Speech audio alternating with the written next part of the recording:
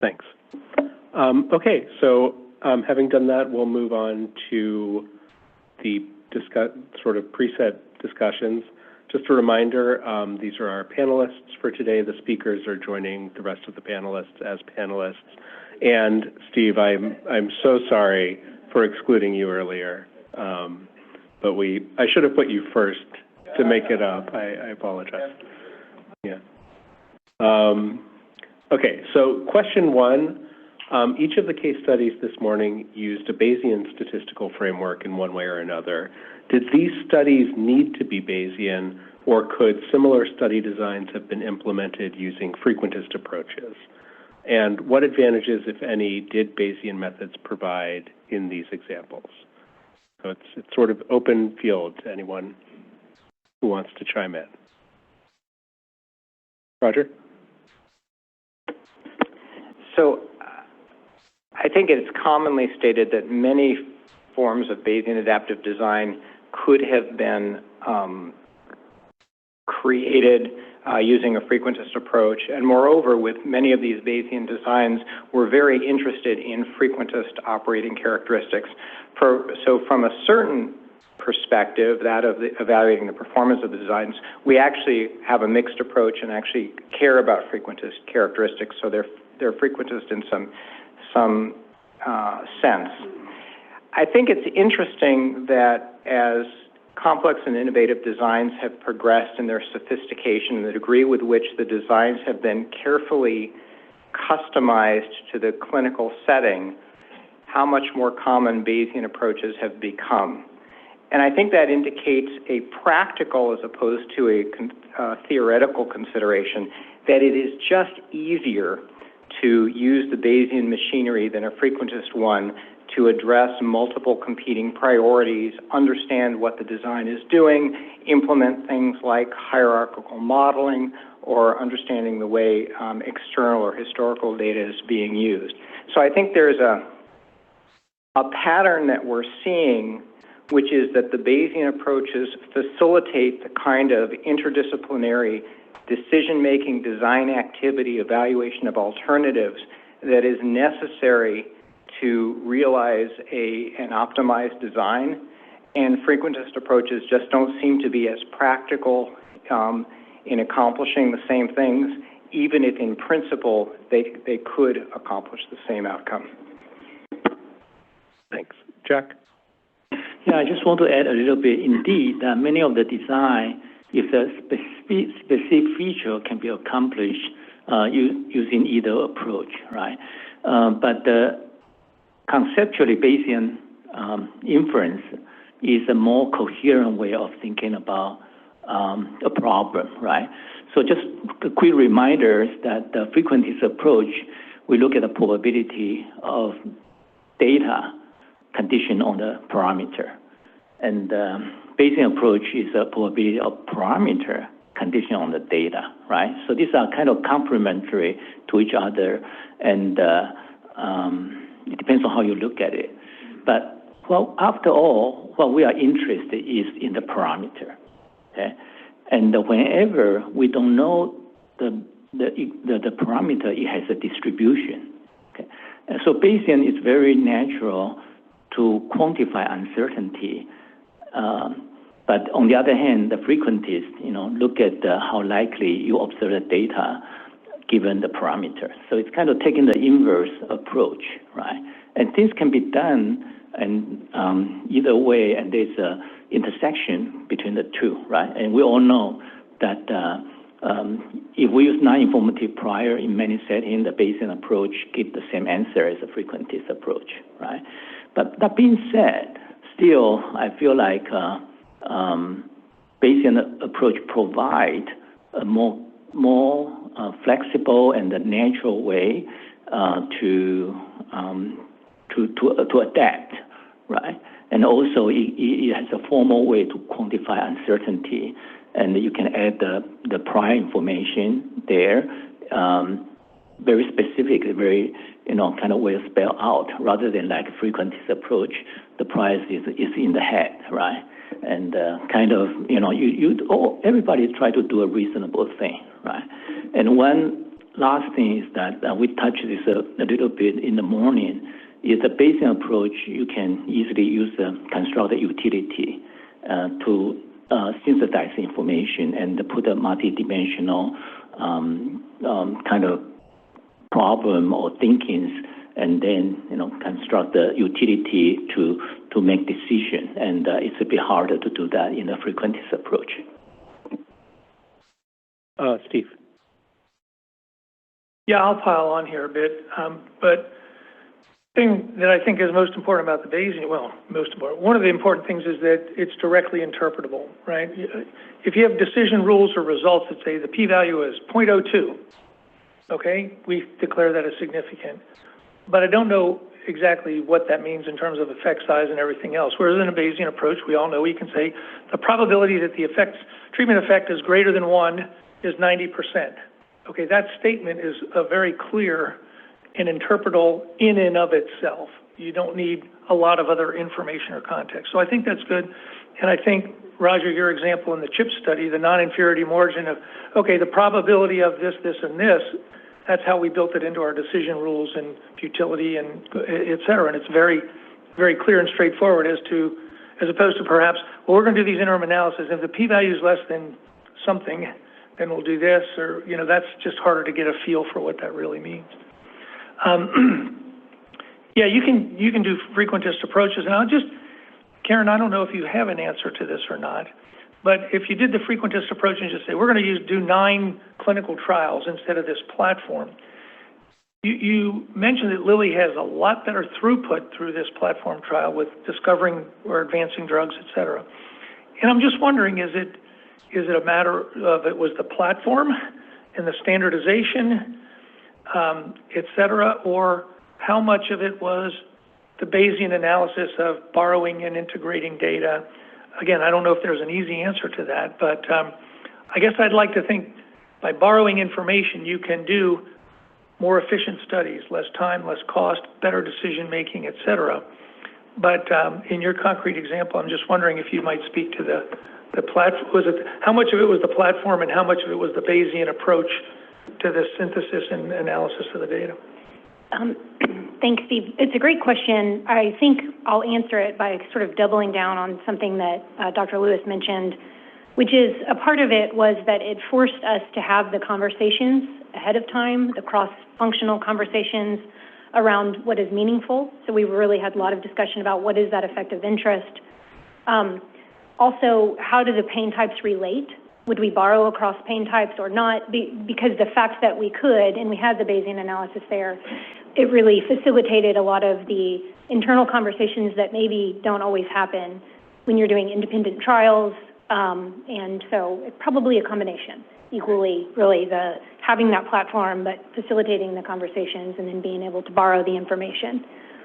One other thing, if I could add while I have the floor, is that another thing a Bayesian approach allows is that it keeps functions of parameters maintain coherency. So once you have that joint posterior, not only can you make inferences about the parameter of interest, but functions of that parameter, and everything probabilities stay between 0 and 1, and things maintain that coherency, which isn't always the case. And so I think just one additional thing, all of the points I was going to echo additionally, just to put that one in there as well, not relying on large sample theory. Following up on something Steve said on the interpretability of posterior probabilities, are they still interpretable if you've chosen a prior for pragmatic reasons to optimize some operating characteristic rather than to capture your prior state of belief? I mean, I guess I'd say at face value, they're still interpretable. You probably have to be transparent, and I think the Bayesian approach leads to that transparency about declaring what exactly is your prior information. I think in many situations, people intuitively make decisions about effect sizes and are they clinically meaningful in some more abstract, intuitive, internal mental process or whatever. So all of that's going on, even in a frequentist world. And I guess I would say the Bayesian approach is not only more interpretable, but you have to declare, up front, quite explicitly what assumption, what prior is going in and feeding into that probability statement. Thanks. Frank Brett. Yes. Maybe I'm just reacting a little bit to this either Bayesian or frequentist. So in my view, I think the studies today, they used actually both, in the sense is that, that the decision criteria were calibrated. So essentially we were doing a frequentist analysis, I guess, by calibrating the decision criteria. And so I think there's a marriage of those two methods that I saw today for a large part. Of course, I can well imagine about fully Bayesian approaches in the sense of using Bayesian inference just based on posterior probabilities without calibrating decision criteria. I'm not sure whether I have seen that earlier today. So it's just this either or. I'm not sure I'm so comfortable with, and I think it's more important that we have the right design, it's fit for purpose, and we are addressing the right questions. And which methods we use, I think it's to some extent secondary. But since the question is also there, maybe it's also good to remind us that there are also purely frequentist methods based on, say, random effect meta-analysis, where you can incorporate historic information if you wanted to, or frequentist propensity score methods. So there are a variety of methods out there. But again, I don't think it's an either or. So it's just, what is fit for purpose. Thank you. Yes, Herb. Yeah, so I agree with what Frank said, and I want to speak to the scenario of the hybrid randomized trial design, which is our CID study. In that case, actually, even though the dynamic Bayesian is certainly Bayesian approach, there's also the aspect of the propensity score, right, that went before that. So that's a kind of a mixture on top of the Bayesian. And Karen was asking me also a little bit after the talk, which is we had a paper about the covariate handling approaches on top of Bayesian approaches. So there's also like other considerations, right, that needs to be in place. So as Frank said, like it's not just purely not the way to do it, but there could be different ways to do the same thing, but we just need to make sure that we are doing it right. And then I think another point is for the hybrid control trial setting, there's a recent paper by one of our colleagues working on using adaptive lasso methods for hybrid control design. So I think in their scenario and also what they investigated was that it can be computationally more efficient, like from the computing time standpoint. But then I think in the settings they investigated, there's still the issue of type 1 error inflation in some scenarios. So it doesn't get around, right? So potential issues that may come up too for Bayesian. So I think, goes back to Frank's point about not the particular type of method, but how to do it well. Yeah. Mm-hmm. Thank you. Thank you. Anyone else? Okay. We have lots of questions. Question 2. For late-stage studies with a frequentist design, the maximum type 1 error rate is typically controlled at 0.025 one-sided. Is there a direct analog for Bayesian designs? What are the specific design characteristics that you see as most critical to support regulatory decision-making for Bayesian trials, especially trials that use informative priors to incorporate external data in the study analyses? Anyone? Steve's making eye contact. Please. All right, I'll give it a shot. So, first of all, I guess we have to realize that controlling the type 1 error is not the same as controlling the false positive rate or the probability of a false positive finding. It's conditional, right? You have the probability of A given B, the probability to reject H naught given H naught is true. What we really want to know is what's the probability of a false positive finding. In some sense, the joint probability, the probability of A given B times the probability of B, right? The probability of B, the probability that H naught is true is like our prior, or the probability that it's false, right?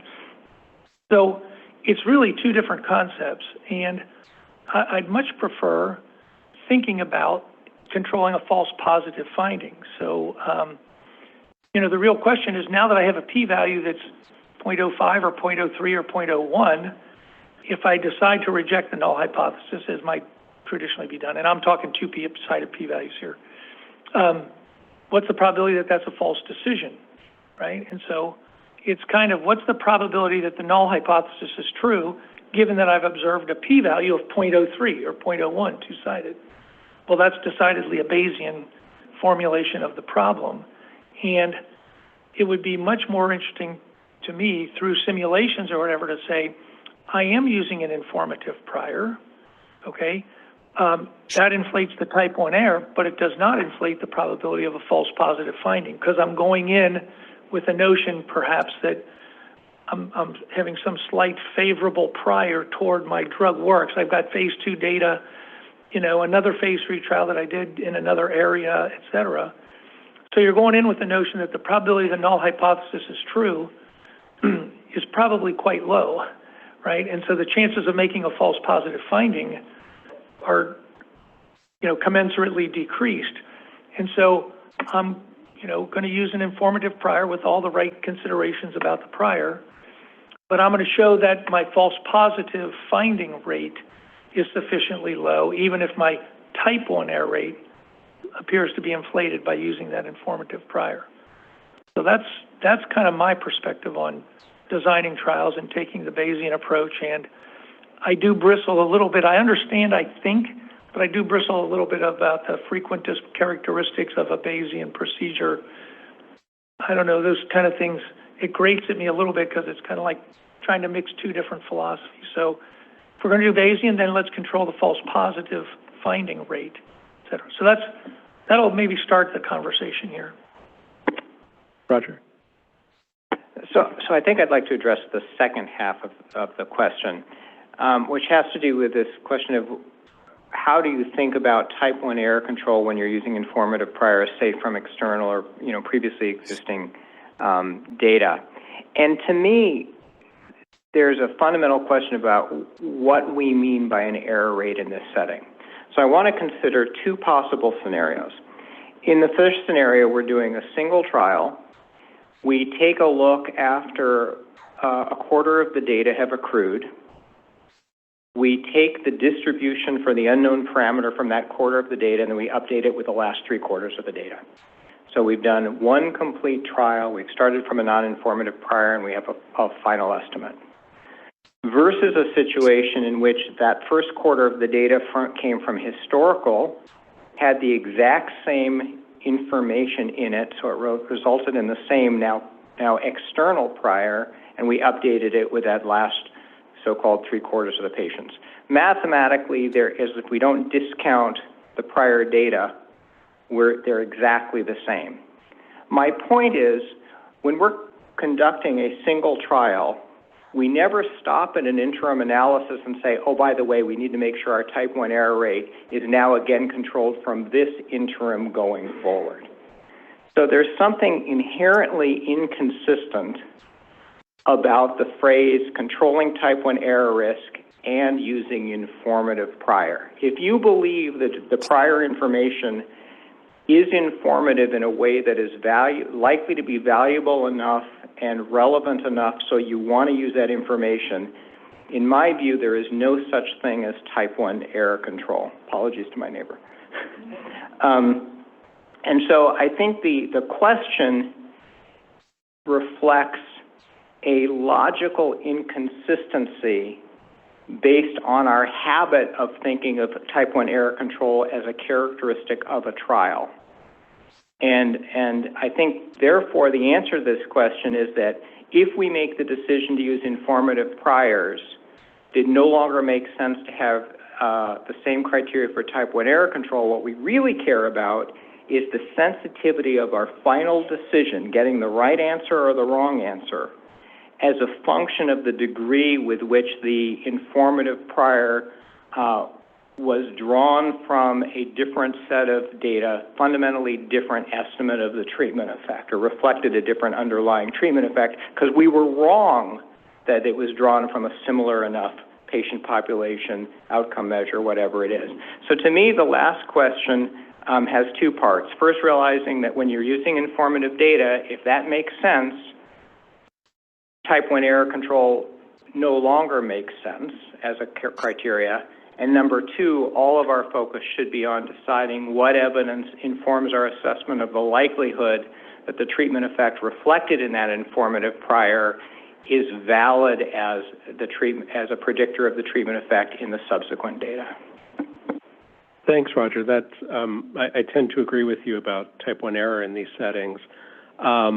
In terms of evaluating the degree to which our informative prior matches the population from which we're drawing the new data, is that something, how much of that can be planned at the design stage versus how much of it is based on observed heterogeneity after the data are collected? So just responding to that directly, I think at the design stage, depending on the context, one has to make a decision about whether your design is specifically structured to mitigate the risk associated with mismatch of the historical data versus the current data. So we can picture settings, and I think Dr. Pang's setting was a good example, where there was tremendous similarity with the external data and the concurrent data because they were similar protocols, concurrently administered, et cetera. In that setting, I think there's a very good argument for having a relatively fixed approach to strong use of that prior information. On the other hand, if I'm drawing historical data, I'm using historical data for a prior, and it's from a different setting or a different time or a different centers or different practitioners, now I'm much more likely at the design stage to want to use a dynamic borrowing approach so that I can anticipate and mitigate the risk associated with there turning out to be a mismatch in the treatment effects between the prior and the subsequent data, and my dynamic borrowing will naturally borrow less aggressively and still give me a valid and interpretable estimate of the overall treatment effect. Thanks. I'm going to turn now to our online panelist, Frank Harrell, to weigh in on this question. Thank you very much. Can I share my screen, John? I think so, yes. I'm getting a nod. Says it's okay. Let me try clicking here. It says I can't share screen while the other participant is sharing. I think you're still showing something. But someone will take care of that. Okay. I wanted to elaborate on what the last two speakers said so beautifully and to give a simple example. And while I'm waiting on the screen share, I think it's just so ironic that Bayesians are asked to study frequentist operating characteristics of Bayesian procedures, where frequentists are never asked to demonstrate good Bayesian operating characteristics of their frequentist procedures. It's just very, very weird to me because, as Steve said so well, the Bayesian procedure has to do with decision-making.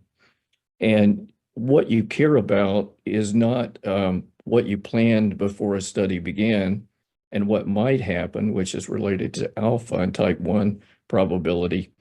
But what you care about is the accuracy of the decision after everything has finished. So the Bayesian operating characteristics are so different from frequentist ones. And if I could show you a simple slide right now, still not letting me do it. I've laid out. Still working on it. Okay. I've laid out the main Bayesian operating characteristics. Number one, far and away, is the correctness of the decision that you make with Bayes. That's all important.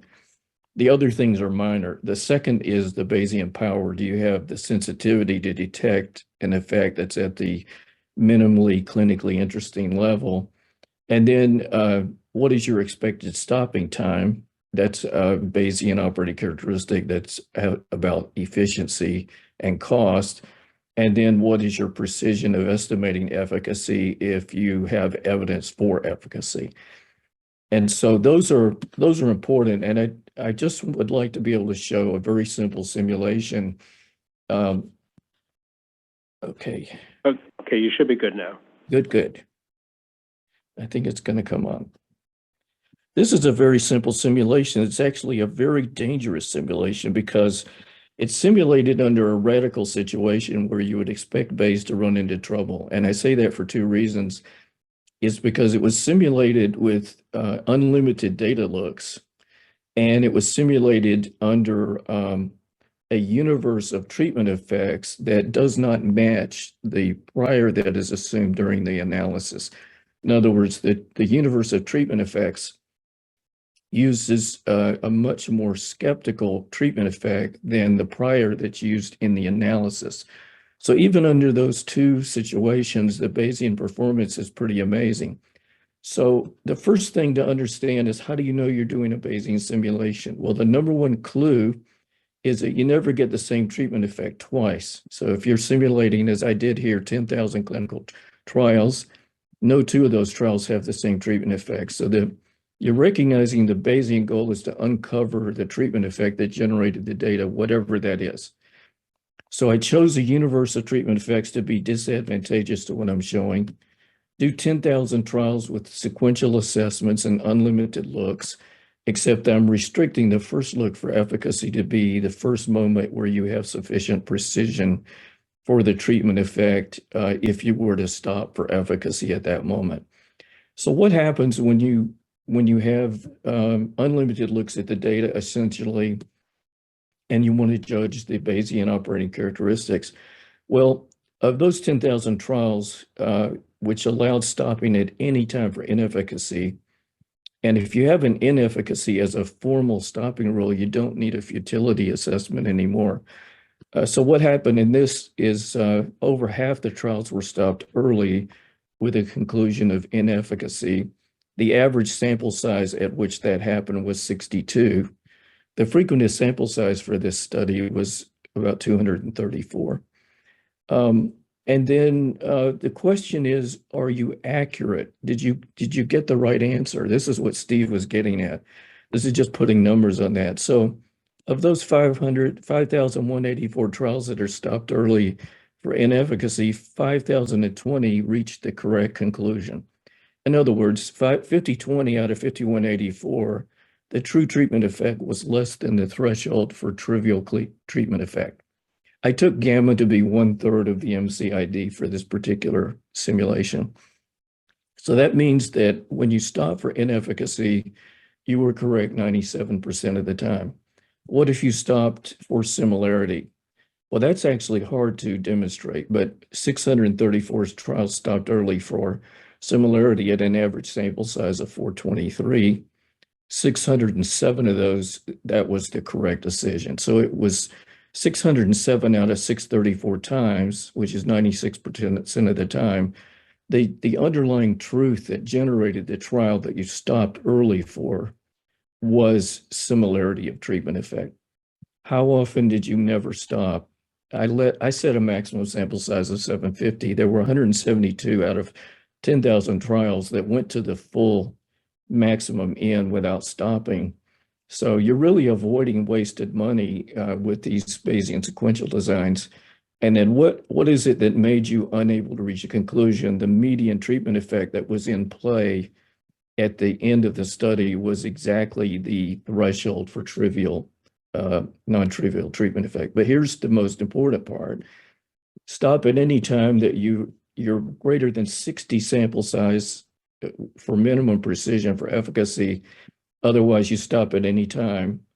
4,010 stopped early, the average sample size at which you stop with evidence for non-trivial efficacy, average sample size 102. So how often were we correct? 3643 out of 4010, which is 91% of the time. The decision to stop early for non-trivial efficacy was correct. In other words, the true efficacy that generated the data was greater than gamma. Even more impressive is how often were you correct in saying that there was any efficacy if you stopped early for more than trivial efficacy? You were right 98% of the time. So I think in terms of operating characteristics, I can't think of anything more important than showing you that you get the right answer after the data are in. And I just have two quotes to try to get your attention about this. Asking one to compute type 1 assertion probability alpha for a Bayesian design is like asking a poker player who wins more than $10 million a year to justify his ranking by how often he places bets in games he didn't win. Or do you want the probability of a positive result when there is nothing, which is alpha? Or do you want the probability that a positive result turns out to be nothing? This is exactly what Steve talked about earlier. So thanks for letting me share that. Sure. Thank you, Frank. Dean? Yeah, so getting back to this question, I agree what was said earlier. This is sort of cross purposes. If you're a Bayesian, you believe in your informative prior, you have a different way of describing evidence, and it's not really your cup of tea to talk about the type 1 error rate. But I think, it's relevant to do that, and I appreciate when Bayesians will evaluate the performance of their method evaluate the frequentist performance of their methods. Informative priors, I think they have their place probably for rare diseases and probably for sort of evaluating sort of a series or streams of trials. And I think that's what Frank was doing. He's saying you adopt this approach, and in the long run, you'll have certain performance characteristics, which I think is a certain calculus. It's a bit different than saying, I really want to get the answer right for this specific trial for this community of people with this disease, and I want it to be based on evidence and not belief. And I think these are two different perspectives, and it's sort of, I would say, a decision for the FDA or someone else, which one do you want to adopt? Always getting it right, really controlling the type 1 error rate, or have a stream of sort of better decisions over a long horizon. So that's one kind of general comment. And the other thing about informative priors is sometimes it's hard to figure out how much information they're really taking, or how much providing, how much they're adding to the data. And so if they're being used, I like them to be interrogated and to understand how much they're driving the evidence. So for example, you could compare the posterior probability for your the posterior distribution for your informative prior analysis with the posterior distribution where you have a non-informative prior, and see sort of to what extent the informative prior is driving it. Is it worth 100% of the sample size or 50% of the sample size, something like that, so you're transparent. And I think that everyone should be in favor of transparency, and I think there's different ways to try and interrogate this. So it's clear what you're doing and how much the informative prior is driving the data. Thanks. Yeah, I tried to answer the question in a different way. Should we look at the hypothesis testing using p-value less than 0.025 to make a decision or not, right? We all know that p-value is heavily influenced by the sample size. Even the magnitude of treatment effect is the same, right? When you have a huge sample size, anything can be significant. So in making a regulatory decision, I think really we probably need to look more about the estimation rather than just the hypothesis testing, right? And again, when you're estimation, then you worry about the precision.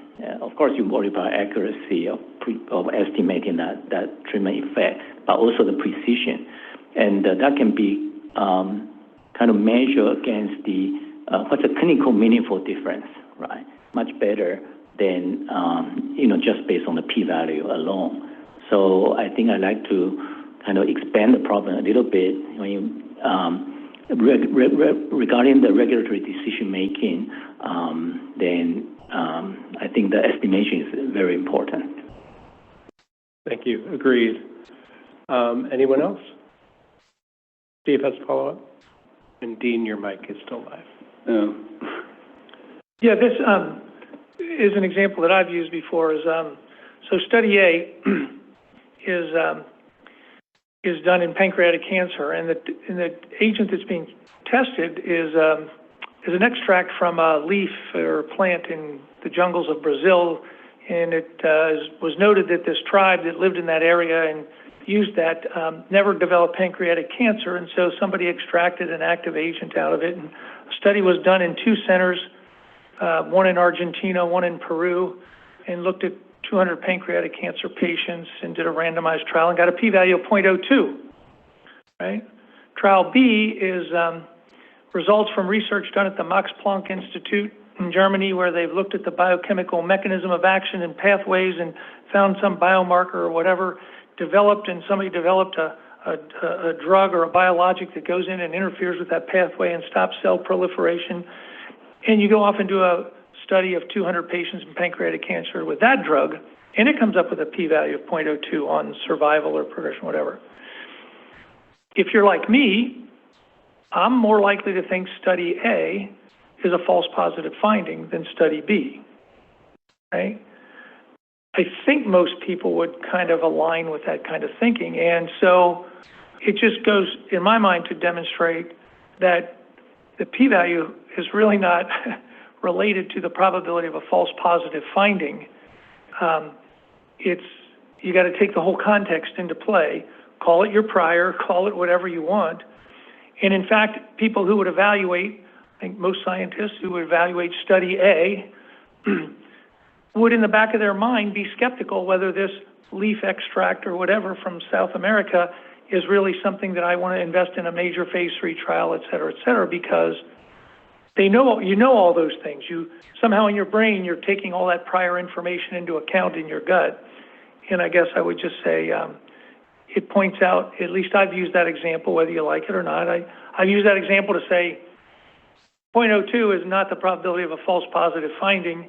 And people intuitively are using context, intuition, whatever. And as I said earlier, and I think many people in the Bayesian world would say, at least in the Bayesian world, somebody's going to tell you, well, write down what that prior is for that leaf extract versus that biomolecular mechanism of action antibody that binds to the right receptor in the right place that stops cell proliferation, et cetera, et cetera.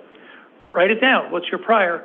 And then do the study and the analysis and take that data in the context of that prior. So anyway, just a couple other thoughts about emphasizing again, I think if you're going to go Bayesian, then I think you got to start talking about what's the probability of a false positive finding and not what's the alpha level for a frequentist-like approach that you might have taken in this context.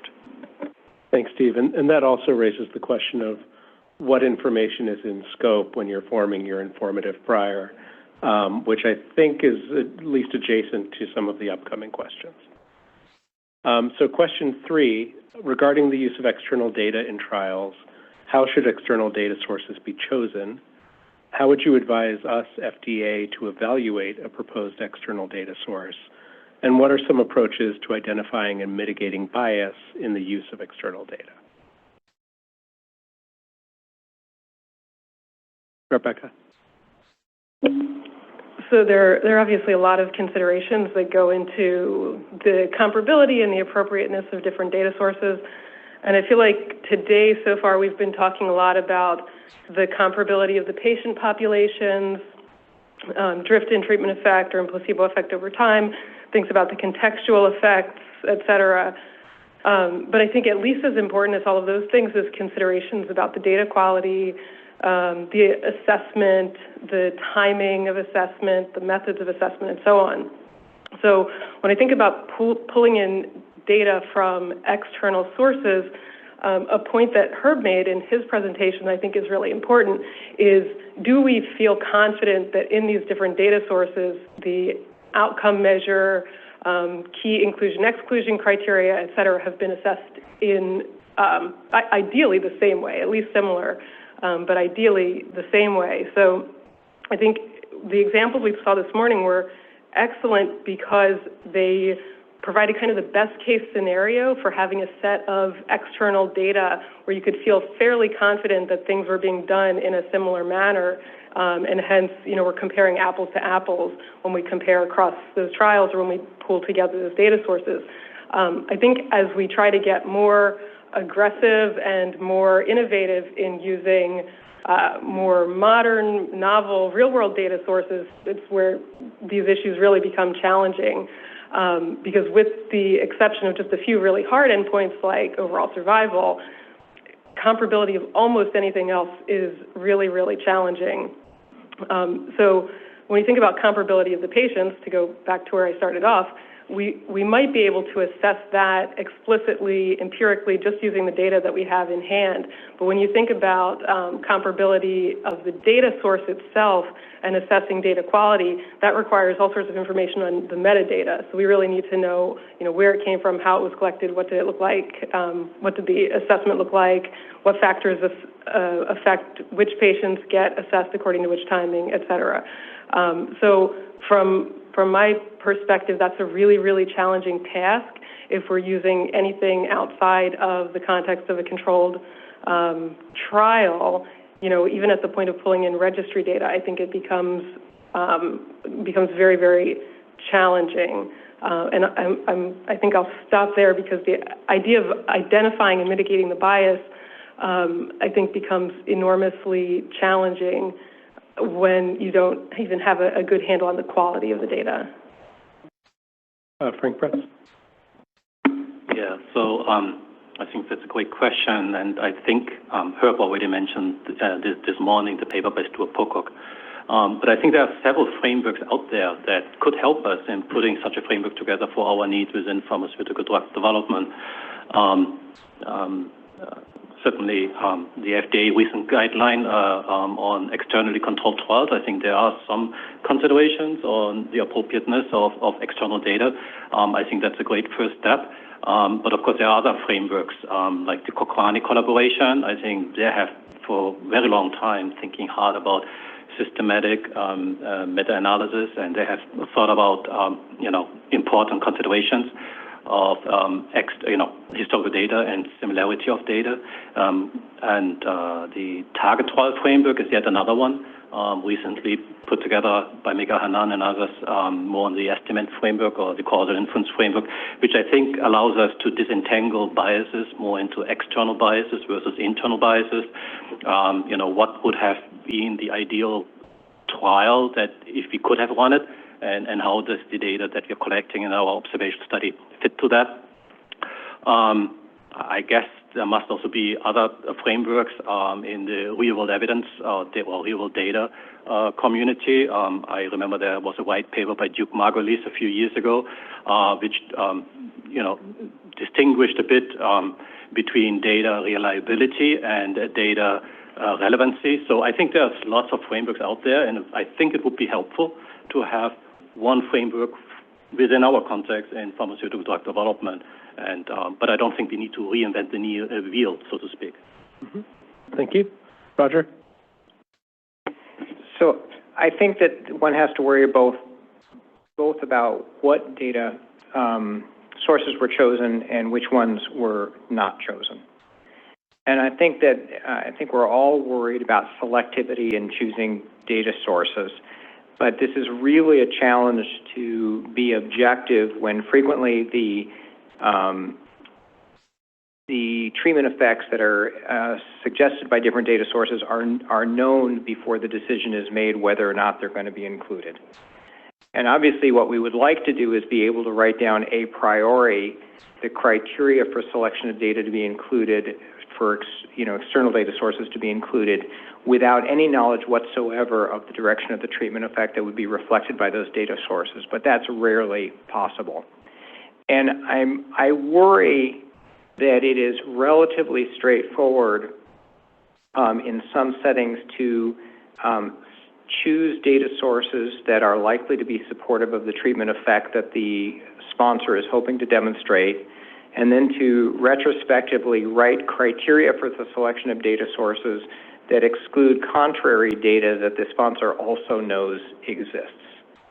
And so for the second part of the question, what would I advise FDA to in evaluating them? I would say the first is to make sure that the FDA is aware of all alternative data sources that could plausibly be related to the treatment estimate of interest that have actually not been brought forward. And that puts a tremendous burden on the agency in order to find those. And then building on the point that Frank made, there certainly are systems for evaluating similarity of data or data quality. And I think there is work that could be done to look at the sensitivity of analyses based on the variable inclusion of various amounts of external data, with the inclusion gated by different thresholds for similarity or quality, to look at the sensitivity of the result based on those decisions. But I worry much more about the data that you don't see than the data that is brought in. Thanks, Roger. Yeah, in terms of the selectivity, a thought experiment I often try to pose to people is, let's say you're developing an Alzheimer's drug, you had a positive phase 2, you want to borrow into phase 3, should you also be borrowing from the information you have that Alzheimer's is a very difficult target, that there have been many failed late phase studies? Would the answer to that depend on whether the drug had the same biological target?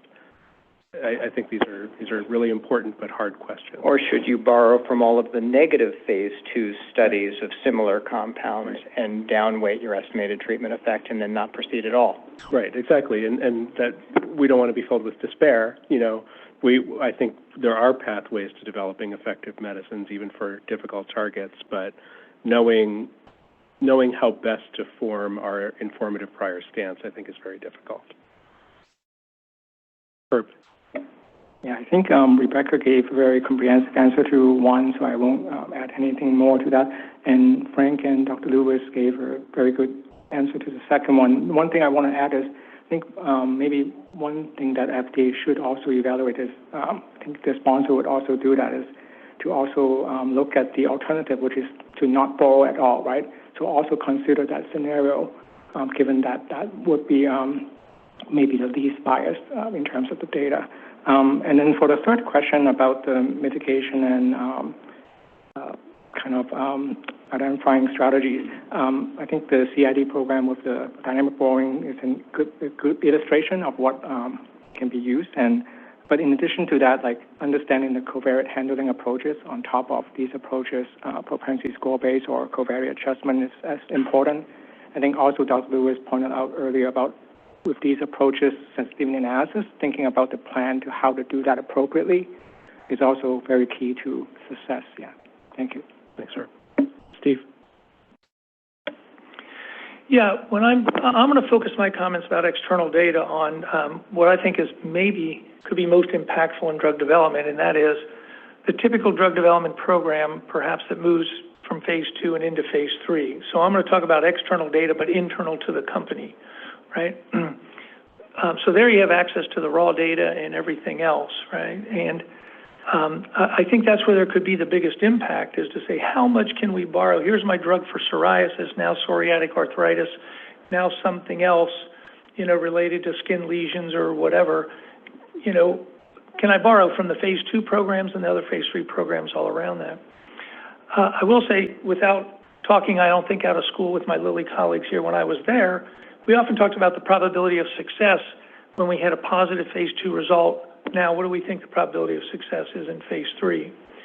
And I think we had kind of a checklist from my recollection that we used, and I think the same kind of checklist can be considered when thinking about, well, then do you want to borrow any data from phase 2 to phase 3?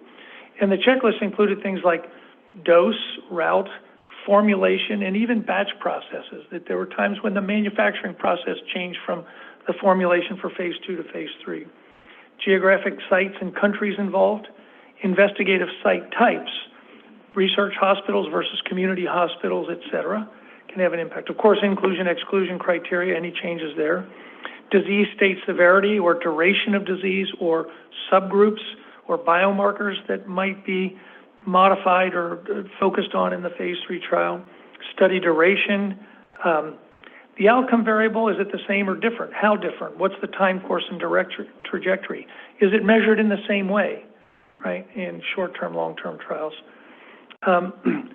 And then, we would think about this regression to the mean from phase 2 to phase 3, or, hey, by the way, all these drugs, we got this great drug for stroke.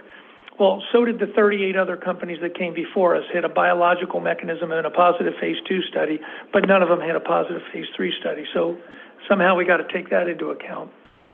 And I think maybe an interesting one that didn't think about maybe 6, 8, 10 years ago when I was working in the industry, but has emerged recently is the whole estimand and analysis approach. I think that was mentioned a little bit here earlier, touched on, but you're borrowing data from some study that did a true intent to treat analysis versus some study where the treatment effect was estimated using MMRN and a different set of assumptions about missing at random.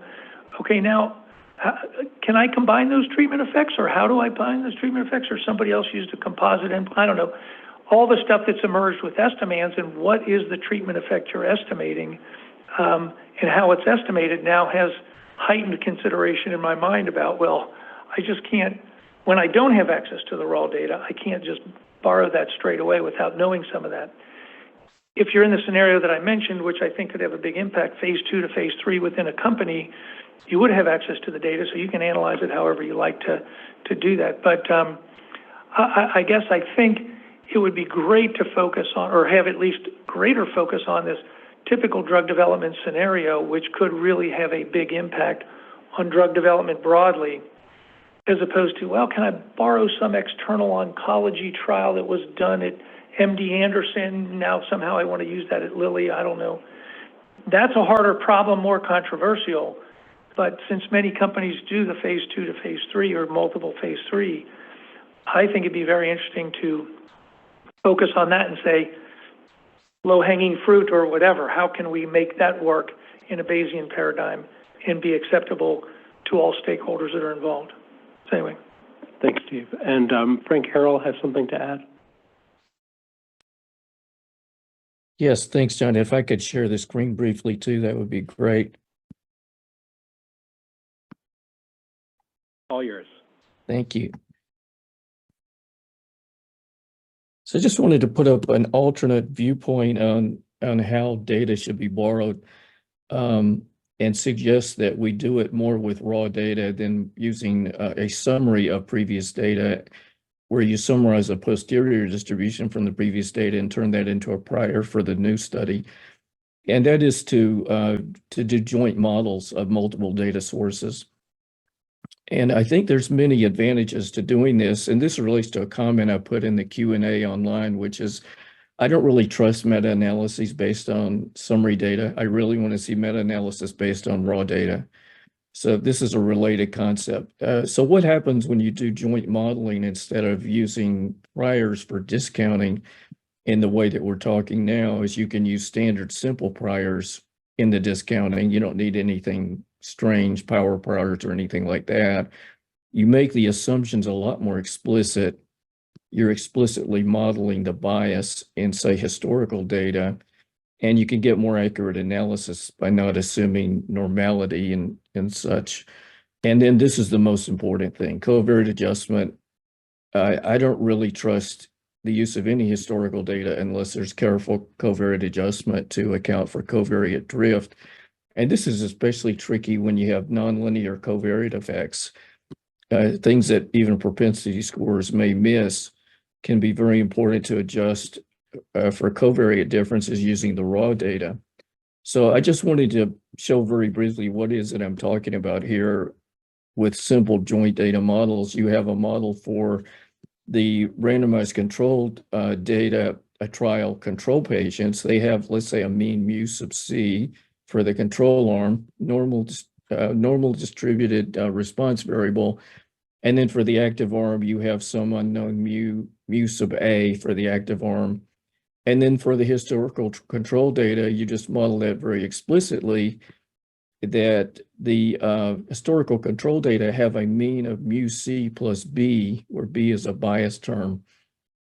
So what you're doing here is just being very obvious about the fact that we don't assume that the historical control data are estimating the same thing as what you're estimating from the RCT.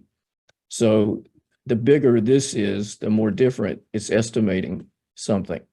And so you have a prior on the bias, and that prior is like a simple normal prior, which will control the amount of borrowing, and you have a lot of flexibility in how much borrowing. But just to put limits on it, if you have an infinite variance on the bias, that means the historical data are completely irrelevant and are not used at all. And if the variance were 0, that means you're trusting the historical data just as much as the within study control data, because they're estimating exactly the same quantity. So I just wanted to make a suggestion that sometimes we kind of rush into things and assume that the way to harvest the power of Bayes is by having discounting priors. But I think the idea of doing joint modeling, which Bayes allows this to be done very flexibly and powerfully, including multiple data sources, not just one extra data source, as this example indicated. And then how would that extend one more level to extrapolation? This is really this similar sort of thing, but let's suppose that you're extrapolating on a continuous variable such as age. So you're talking about using adult data to inform kids. So at the root of extrapolation is what assumptions are you willing to make about treatment by the extrapolating factor interaction? So if you write down a joint model for all of this, you're going to have the interaction effect beta 3, traditional interaction effect. No restriction of beta 3 means the new study stands on its own. It doesn't get driven by the, say, the adult data. A skeptical prior in beta 3 means you're borrowing information. And so you're assuming there's commonality and similarity between the data sources. And you could have another level of extrapolation that allows for additional complexity, such as nonlinear effects of the interaction. And so just think about whether using joint Bayesian models gives an attractive alternative to the sometimes difficult decision we have to make about the family of priors that we choose for discounting. Thanks. Thanks, Frank. Karen? I'll just add a couple of quick points. So thank you, Steve, for sharing some of the things that we're thinking about internal at Lilly. And I think you're exactly right. A lot of those things you would want to think about in terms of whether or not to borrow externally. A couple of things that we do is in order to allow us to make the most informed decisions about whether or not to move forward to phase 3, and if so, how, is we do systematic literature searching. So, and that will get at the comments we've had of ensuring we have a robust understanding of available data. And, you know, obviously the FDA also has access to more data at an individual patient level, tying back to what Frank was just talking about. You know, puts a burden on FDA, but maybe there's something there for how are we able to then utilize some of the internal data that you may have access to that others wouldn't. Or the individual sponsors wouldn't. The other thing, or another thing that comes up in addition to the points, Steve, that you brought up, are now that we're moving to, and I mentioned this in the talk as well, decentralized trials or different ways of measuring. That's, of course, going to add a component of what can we borrow if the measure was done in person versus in a more decentralized way. And then the final point I wanted to mention, I think is very useful, is to consider where can we use structured prior elicitation conversations to help inform whether or not external data sources could be utilized. I don't mean to formally borrow that elicited prior, but rather to facilitate structured conversations about, hey, if you knew this information, and even let's say in the pain type, if you knew this information about drugs performance in pain type A, what do you think that means for the pain type B? And if they can't answer that question, then that's very insightful, or if it's very variable across experts, that's also very insightful. So, again, just a few additional thoughts on how to think about whether or not to use data. Thanks, Karen. Those are good thoughts. One small thing you mentioned, FDA's access to line data from sponsors. This has come up in various settings in the past, and it turns out there are significant legal barriers to us even internally using other sponsors' data in the review of an application, but it is a good thought. Discussion question 4. So I think we actually covered some of this in the previous discussion, but we'll see if there's anything to add. So consider a phase 3 trial conducted after a very similarly designed phase 3 or 2 trial of the same treatment in the same population. What are the advantages or disadvantages of analyzing these trials independently versus borrowing versus doing a meta-analysis?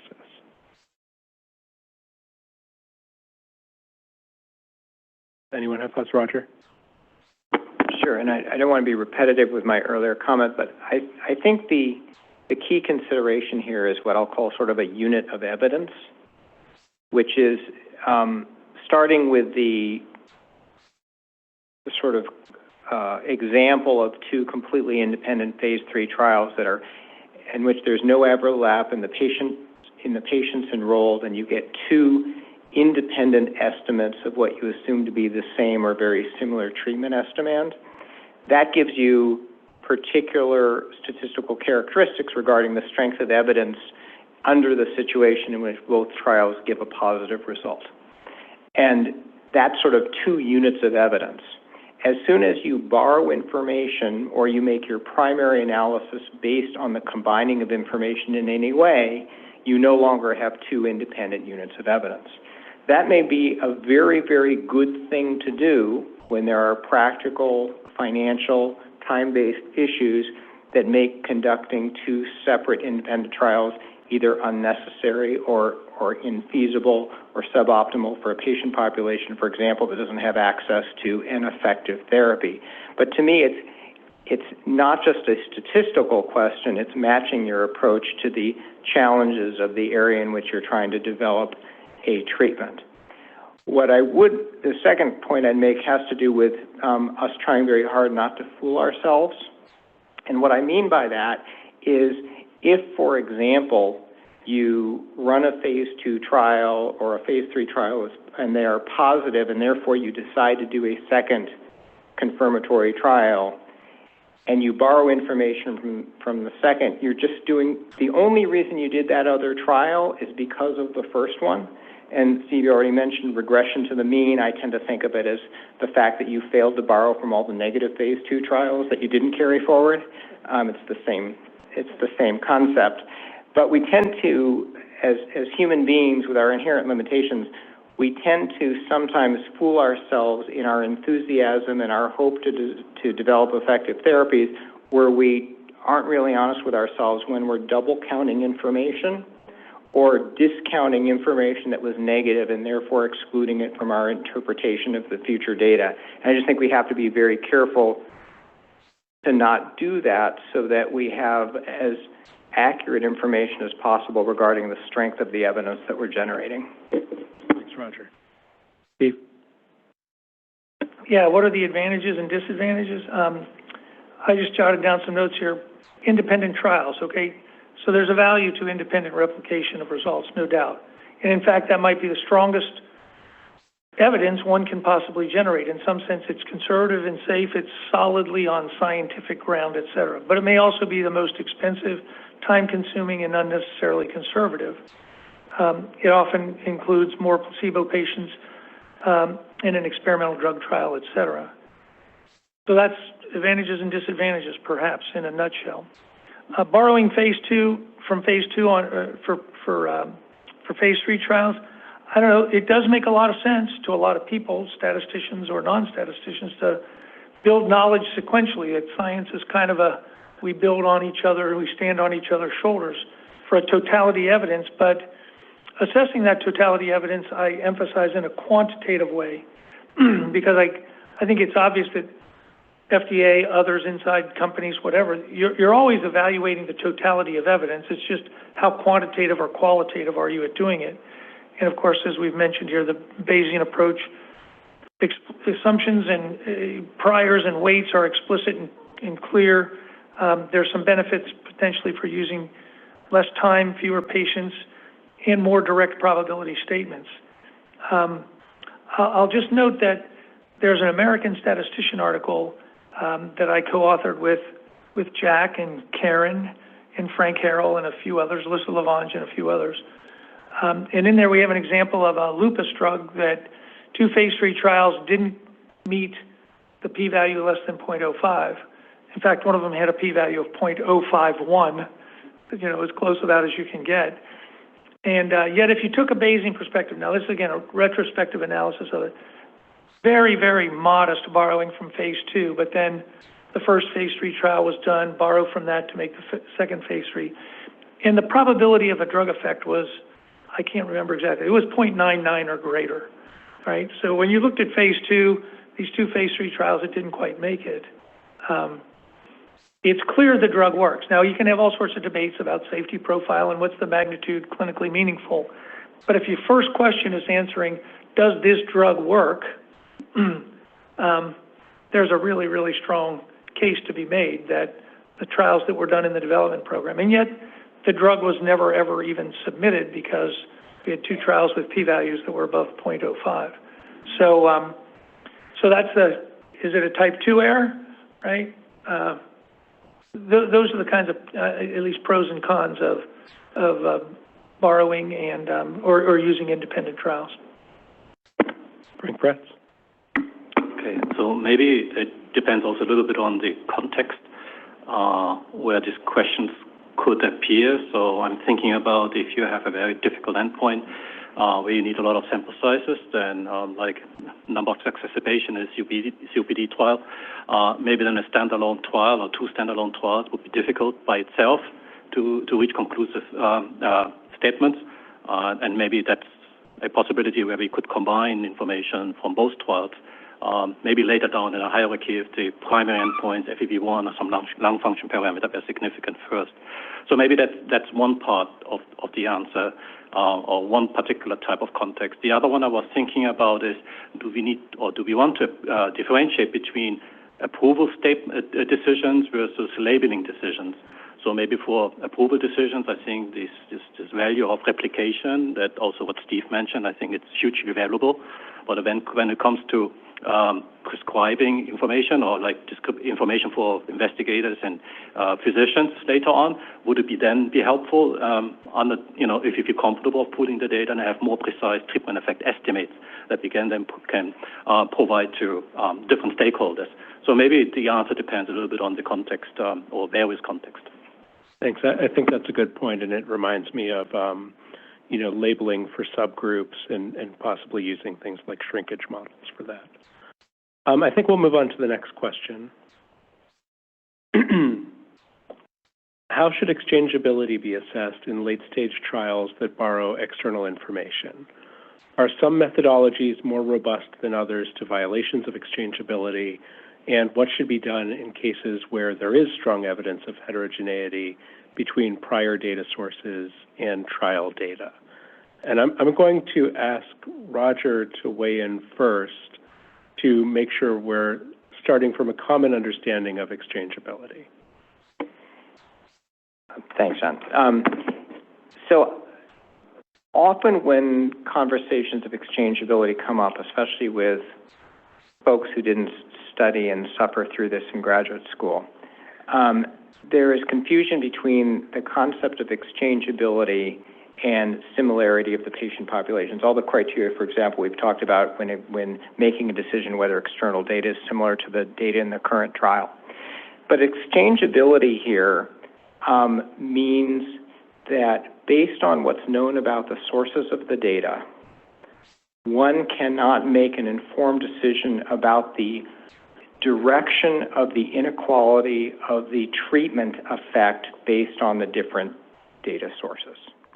So if you have trial A and or data source A and data source B, and you estimate the treatment effect from each of those, if you cannot know, based on what you know about the sources of those data, which one of those is going to show the larger treatment effect, then those are exchangeable. It does not mean the treatment effects are equal. It means you can't tell based on what you know which direction the inequality will be. So it's a very specific criteria that is it's a foundational piece for the validity of many of the kinds of models we've talked about, like hierarchical models. The reason I make that point is that there's many situations in which we know the data sources are different. One is from one geographic region, one is from another geographic region, something is being used in one kind of outpatient center, whereas another one, the data source is a different type of outpatient clinic, but we actually have no idea what that means. From a modeling perspective, for the treatment effect, those are exchangeable data sources. And therefore, in that setting, it is both reasonable and appropriate to form hierarchical models that require exchangeability. And it's important to avoid falling into a comment or in a conversation, or sometimes a heated conversation, about the equivalence of the data sources. Jack? Yeah, actually more technically, like, the definition of exchangeability by definitely, kind of formulas, So I think that another way to think about this is this. It's a weaker assumption than IID, right? Identical independent distribution, right? So, for example, we can draw the response rate of the different cohort from a common distribution, right? And then you draw the sample from that after you draw that distribution, the parameter from that distribution. So you know that without knowing which is which, then it's exchangeable. That's why it's called exchangeability, right? We know that the Bayesian hierarchical model is built under the exchangeability assumption. So when exchangeability is not met, then one can do many different things, right? Like, for example, the cluster, the Bayesian hierarchical model, or a more recent, actually not that recent, there are a lot, it's called multi-source exchangeability model, right? So you can identify which subgroups, are exchangeable, which subgroups are not, and then model accordingly. And also, a related thing is that again, when we talk about the external data, then we worry about the measured confounders and unmeasured confounders, right? So for the measured confounders, we typically use, say, propensity score matching or regression method to try to adjust for that. But for unmeasured confounders, then we are stuck, right? I mean, so people use like a robustified version of the hierarchical model, try to address the unmeasured confounders. And these things are all kind of intertwined together, okay? And there are more recent methods that, for example, the SAM approach, right?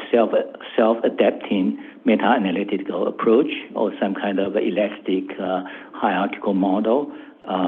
These are all different methods try to address the quote-unquote, exchangeability or measure unmeasured confounders, and try to get the good estimate, efficient and accurate estimate, or whatever estimate we are interested in. But that being said, actually I was going to make a comment early on, that is, no matter how good the statistical method is, we all know it cannot substitute good data, okay? So that's still, very important that, there are a lot of good statistical methods and the really advanced statistical method that's been developed, and we should know about this and use it appropriately, but no statistical method can rescue bad data. Right? Yeah, it's, at the end of the day, it's really important that a drug works.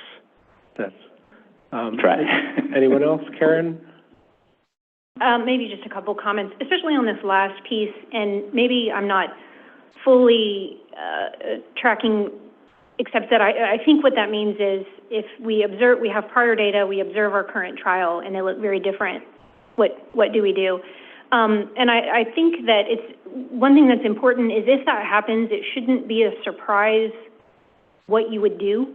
And what I mean is when you're designing the trial, you should look at those observed cases and understand how does the borrowing of this information with potential outcomes of my trial, when do I meet the CSF or the critical success factor, the probability threshold when borrowing versus when I don't.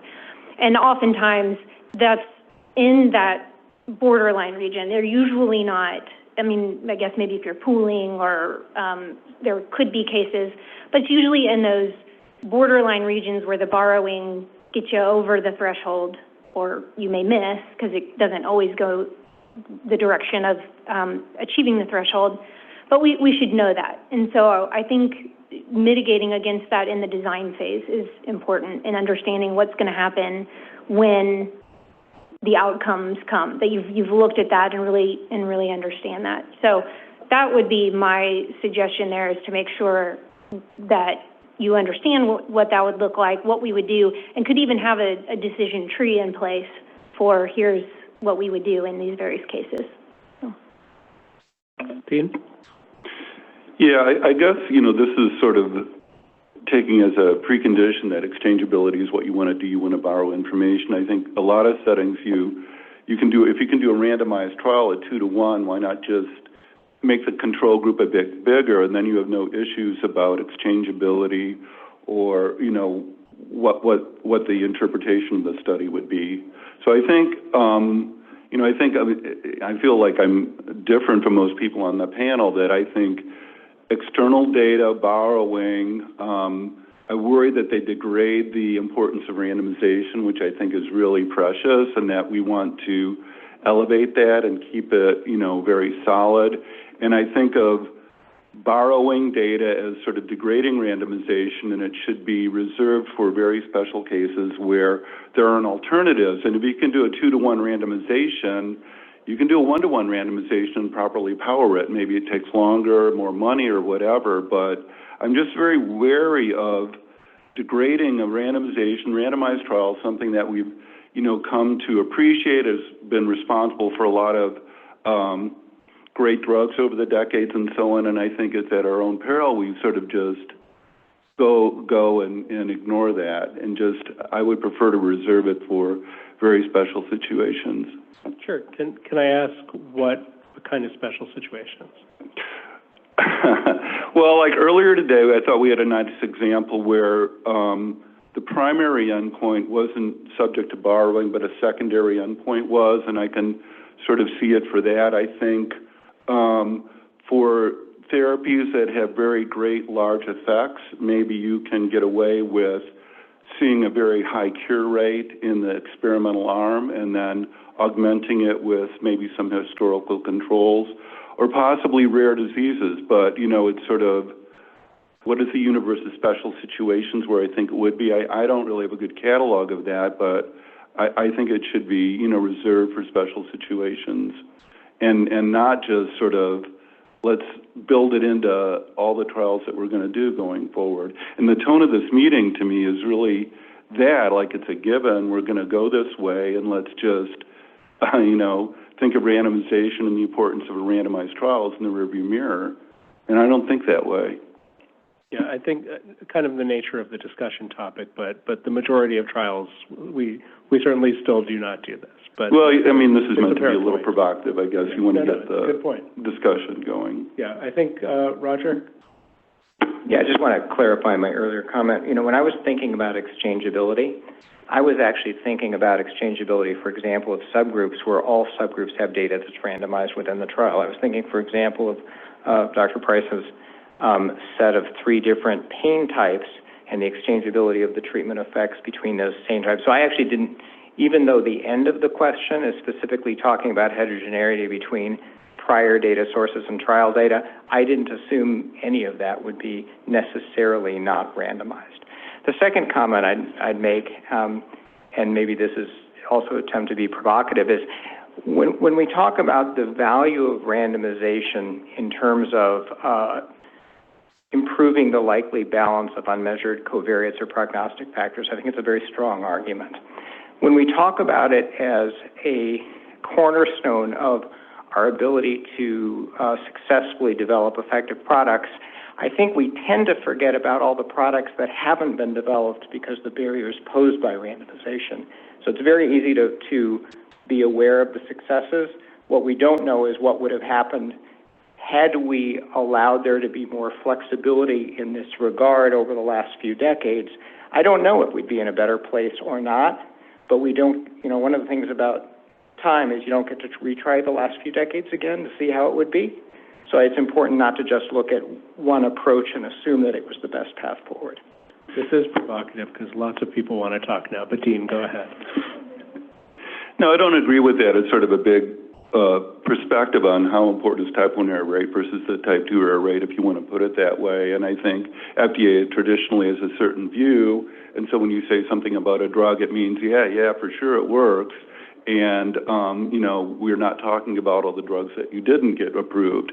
And it's a fair question, I guess, suppose if you want to change that paradigm, it's that sort of calculus about the importance of those two errors. And, you know, if you move in a different direction, it's sort of a different kind of FDA. The way you speak, the authority you have will be different. And maybe it's better, and maybe it's not, but it would be a change.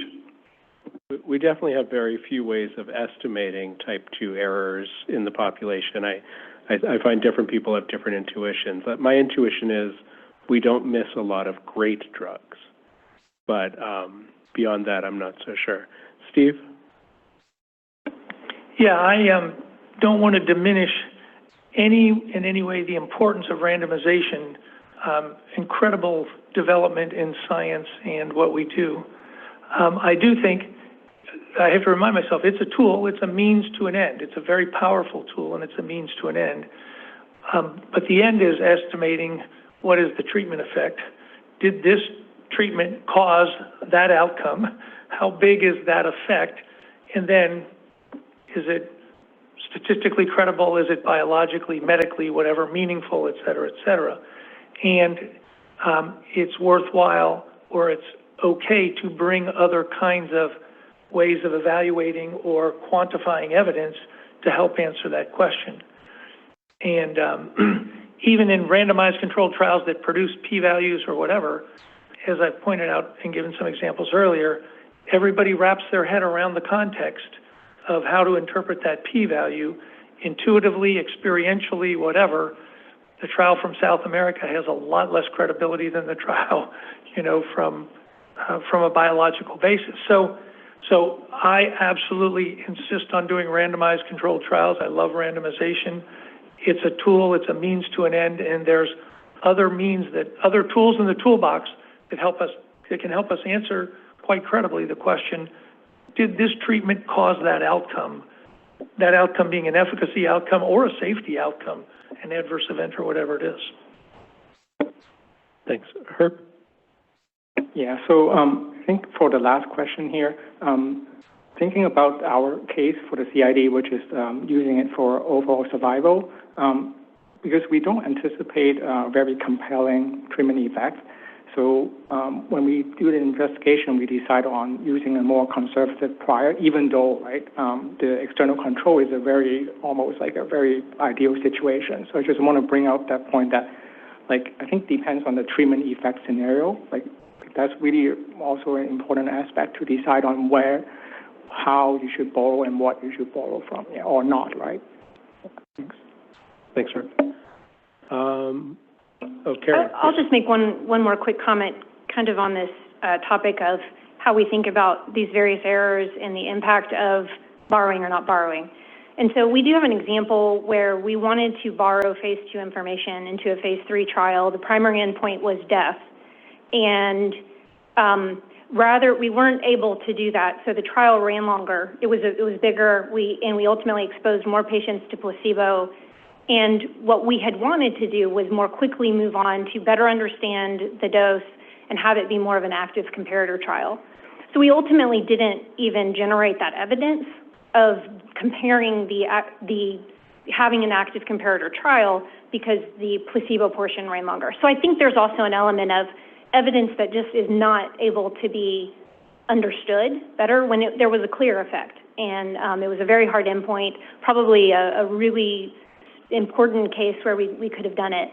But because it wasn't understood and we didn't get the alignment, we didn't. And I think those are also missed opportunities to think about, as well as drugs that aren't approved. What evidence are we not generating? Mm-hmm.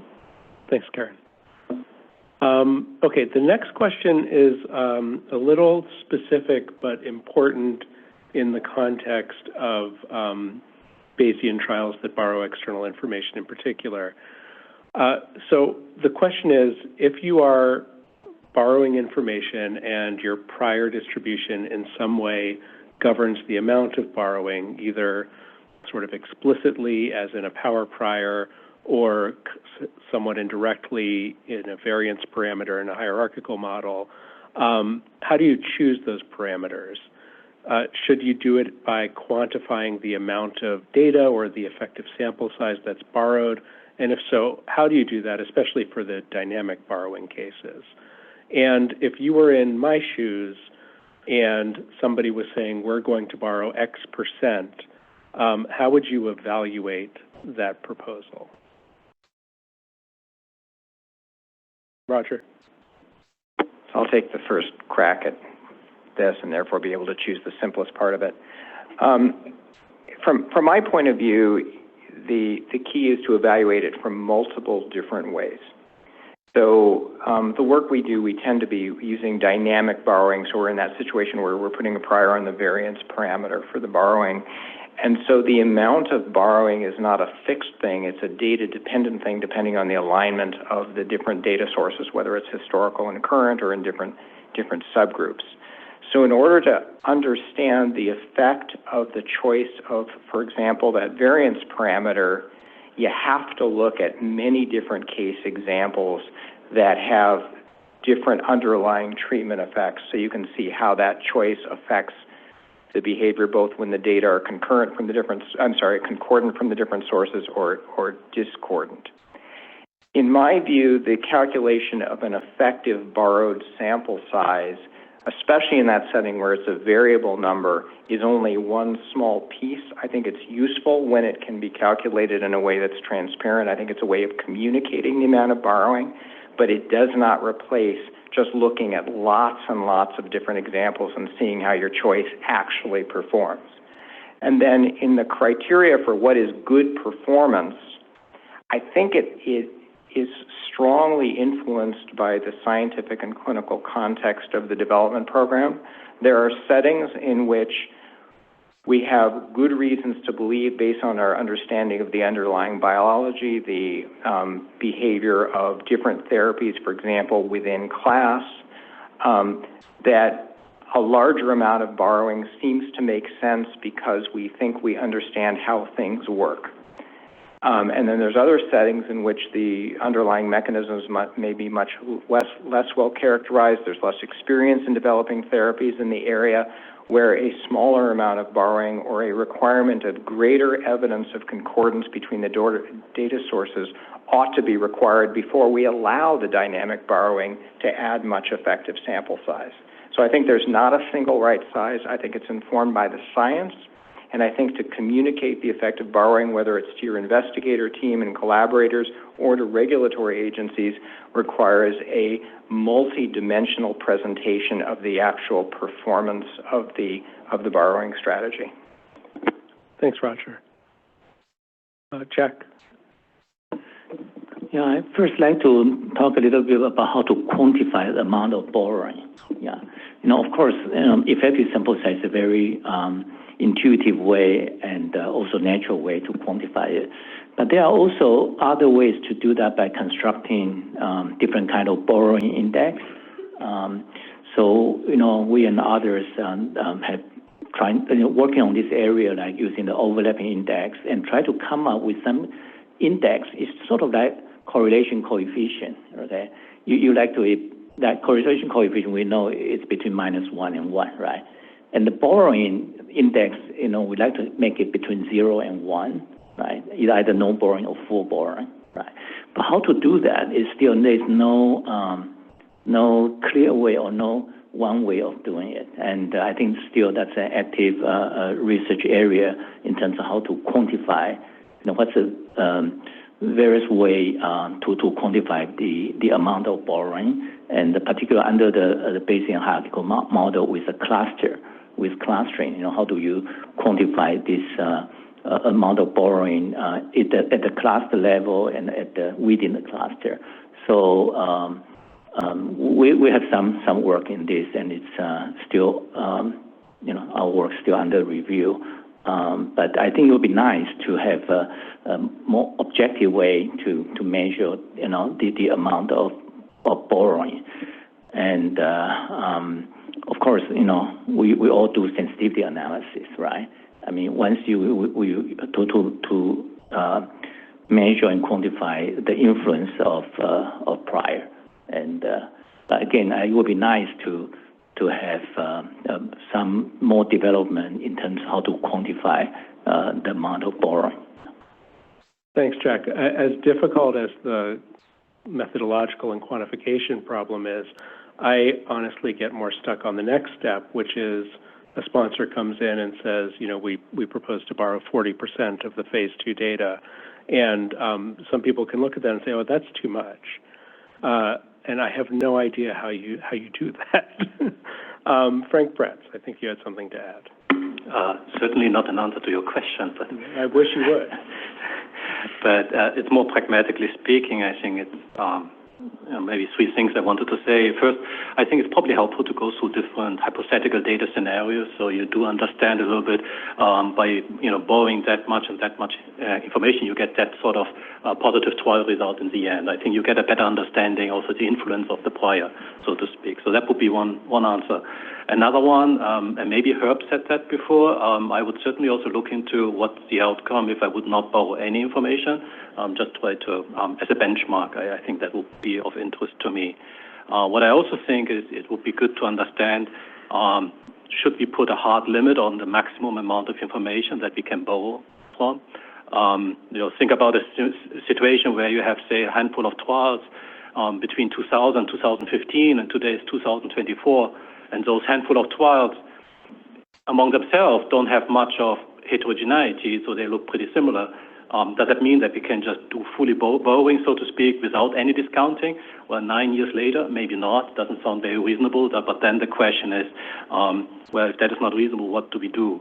Should we limit the effective sample size of the historical controls, or limit the influence of the prior on the posterior, for example, insisting that a certain minimum percentage of total information should come from within the trial information? And so I think understanding this would be important considerations, I guess. So I don't have any answers. It's more questions and maybe some pragmatic solutions. Thank you. I think Frank Harrell has something to add. Yeah, I think mixture priors have an advantage here because the mixing proportion is the probability of applicability of the other data you're borrowing from. And I would encourage everyone to look at the work of James Travis and others in Office of Biostatistics, CEDAR, who have some really nice examples in pediatric studies borrowing from adults, where I think James and his colleagues also did a study of eliciting the applicability probability from experts. And I think it's important to do this kind of elicitation exercise to get the amount of borrowing from people that don't have any vested interest and maybe are not even informed about the previous results or the current results. Thanks, Frank. Steve. Yeah, we talked a little bit last night at dinner, and one of my favorite statements to make is evidence is continuous, decision-making is dichotomous. You're in a situation where you've got historical data, external data, whatever you want to say. You have evidence that exists on a continuum, and you want to know how to map that down to a here's what I should borrow decision. And I guess how I would advise regulators, I would say, don't look for that objective answer because it won't exist. There's no mathematical formula that says here's how you take any and all kinds of evidence, and therefore it maps to 33% borrowing of this data. There's always going to be subjective elements. People are going to look at the same evidence and weigh it different ways. People are going to look at, as Frank was saying, the temporal lapse, and some people are going to say, oh, but therapy hasn't changed that much over the last decade, or this is a standard therapy. Other people are going to go, the medical world's a lot different than it was 10 years ago. You can't use any of that. So I think you're going to be stuck in just having cross-functional, collaborative, thoughtful conversations.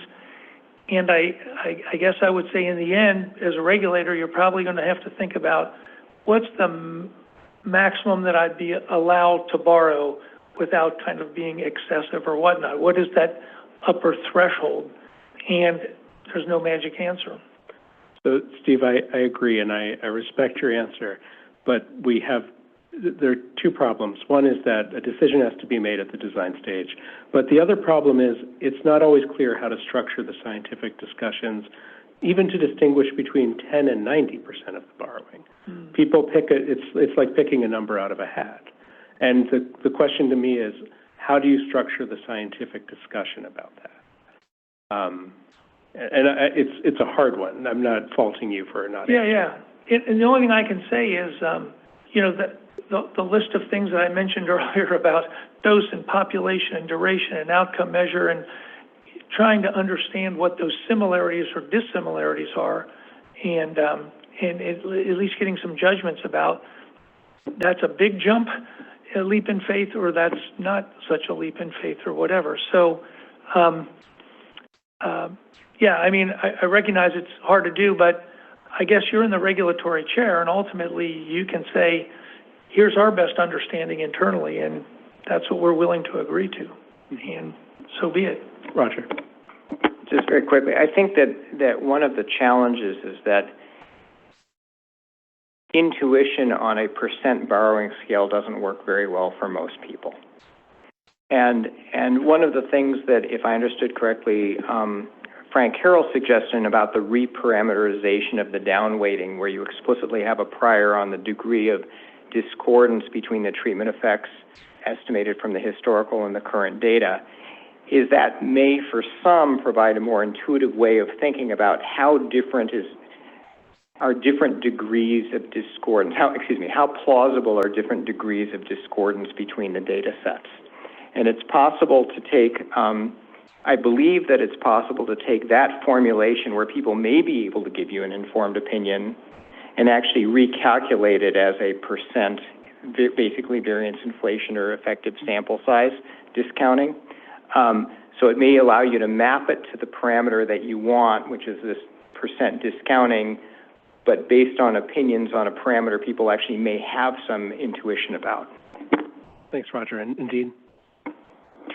Yeah, so this might be kind of a long-winded answer, but if you had like a platform trial that was doing borrowing and did maybe 20 trials, you could look at the treatment effect estimates for those 20 trials based on borrowing along with their uncertainty.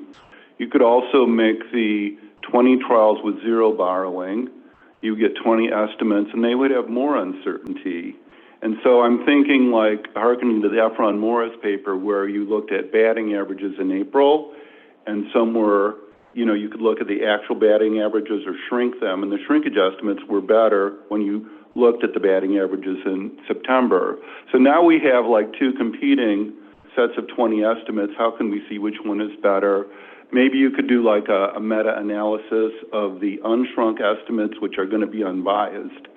And then with that meta-analysis, you might get more complex and say, yeah, some treatments are going to be null, some are going to be non-null. So you do a two-point mixture meta-analysis and say, this is my truth. These are the two means for the successful ones and the unsuccessful ones.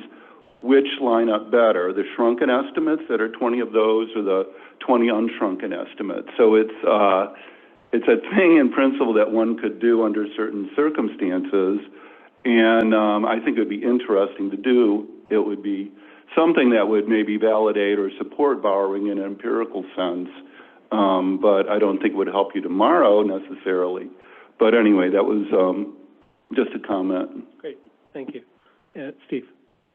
Yeah, one last quick comment. It just comes back to me now from my days working at Lilly, but there was a publication in the early to mid-teens, 2012, 13, 14. I remember the lead author was a guy named Hay and some others, published in Nature Drug Reviews, I believe, and they looked at 5,200 drug development programs over a 20-year period and looked at the transition probabilities from phase 1 to 2 to 3 to approval by therapeutic area, autoimmune, oncology, et cetera, et cetera, et cetera, by biologic, by new molecular entity. And I remember using that article and people would say, okay, so what do you think the chances are we'd have some positive phase 2 result? What do you think the chances are going to be a success in phase 3? In some sense, what's your prior for does it really work? I'd say, well, I'm going to start with this article, and it says 17%, you know, of all the autoimmune drugs or oncology drugs or breast cancer drugs, you know, 17% that were successful in phase 2 actually went on and were successful in phase 3 in commercialization. So in some sense, I said, you know, and people would come, teams would come, oh, we got the right mechanism of action, we got the right this, the, you know, blah, blah, blah, blah, blah. I'd say, okay, well, let's see in this study, the other 179 molecules that had that same notion, only 17% of them went on. So I used to tell people, like, that's where I'm starting from, and maybe I'll give you a little leeway up or whatever, but you better have some really compelling arguments because history shows that. So anyway, don't know if you can use that, but I do remember having some conversations with teams inside the company and saying, okay, I just want you to be clear, here's my starting point, is the historical data in the pharmaceutical industry for this disease state or this whatever. I think that article by Hay and all has been updated with some more recent kind of trends or patterns in approvals and things like that as well, though. That's good, yeah. I remember that one. I actually remember wondering what if you shrank all of those therapeutic areas toward each other? How different were they actually? Although I think oncology was an outlier. Okay, so we definitely want to get to this topic before we run out of time. Under what circumstances can clinical trial simulations provide enough confidence in trial operating characteristics to support a confirmatory trial design proposal? I think, Frank Bretz, you may have some insight on this one. Yeah, some sort, maybe not insights, but yeah, so maybe first of all clarifying that I do think clinical trial simulations sometimes are needed, and I emphasize this for demonstrating type 1 airway control. I emphasize this because I know many colleagues, at least in Europe, who believe that they would not accept a confirmatory trial if there was not an analytical proof of type 1 airway control. And I think it would be worth stating that sometimes clinical trial simulations could help us in not demonstrating type 1 airway control, but at least supporting false positive claims, and that they are limited or controlled. Is that out of the way? Then, of course, there are some settings where we do have analytical type 1 airway controls, and sometimes maybe where such a proof is not available, then we should run simulations. And I think sometimes there's also confusion in the sense that many people believe that, if I use the frequentist methods, by definition, I have an analytical type 1 airway control. And if I use Bayesian methods, by definition, I have to run simulations, and I don't think that is necessarily true. I do believe that there are Bayesian methods out there. If you use conjugate priors or so, then you have a closed form solution, and vice versa. There are frequentist methods for which you don't have analytical type 1 airway control. So, and then I think we should have a good framework for planning, conducting, and reporting simulation studies. And I think the 3 case studies today were excellent examples of how simulation studies could be planned, conducted, and reported efficiently in a good way. And I think that starts with having the questions upfront explicitly stated what the simulation study is supposed to answer, understanding what are the candidate trial designs or analysis approaches, including a benchmark design, like maybe we just talked about notch borrowing external data as a benchmark, just like the standard RCT. I think such a benchmark design should always be included. You should understand the key operating characteristics that you would like to simulate. And then we talked about borrowing information or where you get the external information from if you have some. So document any existing knowledge so that you can also describe the scenarios that you want to run your simulation study for. So this is all very structured process at the design stage. And then, a simulation study is almost like a clinical trial study. It's an experimental design, so we should really plan for that. But when it comes to implementation, we should also be careful about implementing the simulation study. We should have details about data generating process, for example. Often I just see someone just starting simulations and I don't know what they are simulating actually from. So understanding data generating process is important. And then how we actually report and summarize those, it will be very important. I can easily imagine, people being bombarded with simulation results and that not knowing what to do with all this. So, and we saw some great examples. I think, Karen, you showed the Shiny app, which was very excited to see, where you go through the different possibilities and you see some results in an interactive way. So, anyway, it's a long answer with some opinions. Thank you. Jack. Yes, following what Frank just said, again, what evidence or what kind of simulation is sufficient, provide enough confidence? And, simple answer is that you need to cover all bases, right? And do it in a kind of fair way, right? And but I think that I want to make a comment or have some discussion about the software availability. Okay, so if I were a regulator, I'm sitting, at FDA desk, and then I receive this elaborate simulation scheme, and I think that first I want to understand it, but second I want to reproduce it, and third I may want to try something that's not specified, in that packet, right? So without easily accessible software, this is not possible, right? And oftentimes the CID can get very complex very quickly, right? So if I have to depend on whatever the sponsors submit, I feel I'm a little bit uncomfortable. I want to be able to reproduce it, and I want to be able to run it using different parameter settings, right? So we know that there are some commercial available software like FACS, like Cytel has software, but then not too many, but this can be expensive. So, I would like to see more like open source or freely available software. And in this regard, a little bit self-promoting is that at Anderson we have this trialdesign.org website, which is completely free and has many available software, including many of the hierarchical-based models, basket trial, platform trial, things like that. But it's far from really a complete suite, that allow the sponsor, whoever interested in running it. It has many good elements, but I feel nowadays that we need to have more this type of software, and I just want to mention a few more.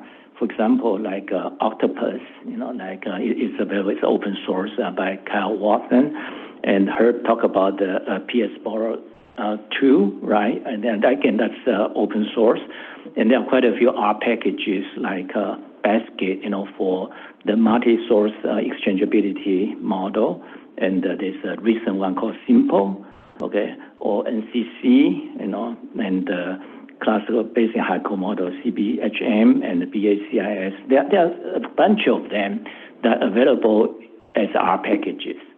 But so far, I still think that we need to have more this kind of freely available software and empower the stakeholders to really learn and study this. Okay. Lastly, again, as I said, I'm very impressed with the Shiny app that Karen presents, and this is good. And there are more and more such kind of things available. But Shiny app is like a point and click thing, right? So it's very easy to use, and it can provide beautiful, graphics and table, graph, etc. But in the CID, I think many times I also like to have a kind of batch program, because many of these can take a long time to run, right? And then, I think what's lacking is that if if there are some way to run it as a batch and it can come up with a reproducible result, and that would be great. So we need both. We need to have a point and click type of software, and we also need to have a batch job, and so that it can all be reproducible. Something like R Markdown kind of thing at the, steroid version of that, and you can actually run it, and then you get exactly the same output of the report, right? And that would be wonderful. So look forward to see more people develop in this area. Thanks, Jack. Roger? So I was rereading this question, which was blissfully short, but I think it covers, I think there's a couple of different sort of pre-questions and post-questions. So I guess the first pre-question is not how do we determine operating characteristics, whether it's through simulation or through analytic methods, but what should our trial designs look like? So if we can design a trial that's fit for purpose, for which we have good analytical understanding of its operating characteristics, why not do that? And so the decision to use simulation should be based on the need to do that, because you want the trial design that requires simulation to understand operating characteristics has other objective advantages that are necessary for the development program that you're participating in. And I think some of us work in areas where there are often analytical solutions. The group I work with, I don't know if we would recognize an analytical solution if we ran into it, because we're just not familiar with them for the problems that we try to solve. The second point is both analytic analysis of type 1 error control and the use of simulation to understand operating characteristics are just two different tools. And like almost all tools, each of them can be done well and they can be done badly. And we've certainly all seen, I'm sure in the review work we've done, absolutely standard frequentist approaches done badly and wrong. And so the question is, do you recognize when it's done well and when it's done poorly? And I'm sure that many people have more experience making those distinctions for analytic-based approaches than for simulation-based. The point that was made earlier, that if someone presents a clinical trial simulation to justify the operating characteristics they're claiming for their design, they better tell you enough about those simulations so that you understand what they are doing. The second piece is that they must provide simulations over a broad enough range of hypothetical situations so that you believe that the hypothetical situations that are plausible as actual things that might happen in nature are covered. So we once received feedback on a simulation analysis of type 1 error in which an unnamed regulatory agency, very geographically close to where I'm sitting, suggested that we evaluate the operating characteristics in a parameter, but if you looked at the parameter, they were suggesting we consider the situation in which all the patients became immortal. And it turns out that's not a pressing problem in some areas of oncology. And so that area of the space wasn't an area of space for which one had to explore the operating characteristics, because it just wasn't going to happen. Or if it did, it would be a good problem to have. So the point I'm making here, in a long-winded way, and I apologize, is that your clinical trial simulations need to cover the plausible parameter space, but we really don't need to worry too much about the implausible parameter space. If we find ourselves at the end of the trial finding out that we were in an area of space that we didn't adequately explore, there is a role for post-trial simulations to fill in the gaps. We should try very hard not to be in that position when at all possible. But I do find it difficult to justify an argument that we need to protect ourselves from errors that only occur in the situations that can't plausibly occur in nature. Thanks, Roger. One sec. Let me follow up on Roger's, and then you, and then we're going to have to bring the session to a close. So on the first point you brought up, Roger, I think it was very well framed. You know, you turn to simulations when you've chosen a design for which simulations are appropriate.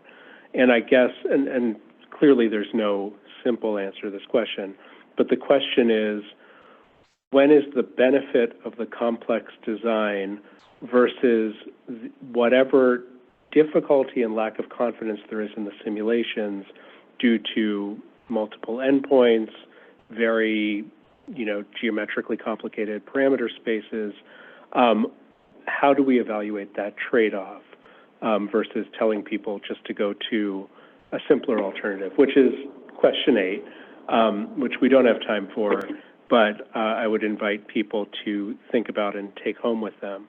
Herb, what was your comment? Yeah, just two quick comments is you really need to have sufficient time to think about the scenarios. If you don't have time, I think it's risky, right, to run into a trial. And then another point is, actually it's very related to this, is I think the opportunity at the CID really gave us a good understanding of the sponsor and also the regulatory side, how to do these things appropriately. So I think that's actually a very good platform to do so. So I hope this kind of endeavor will continue, yeah.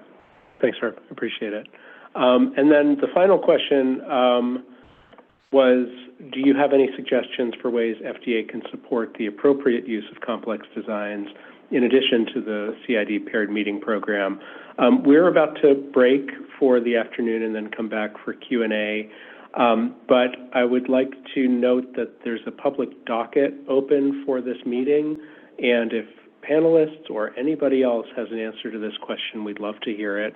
The docket is open until April 4th, if I remember correctly. So anyway, we'll break now and return at 2:45 for public Q&A. And thanks again to the panel. That was really helpful.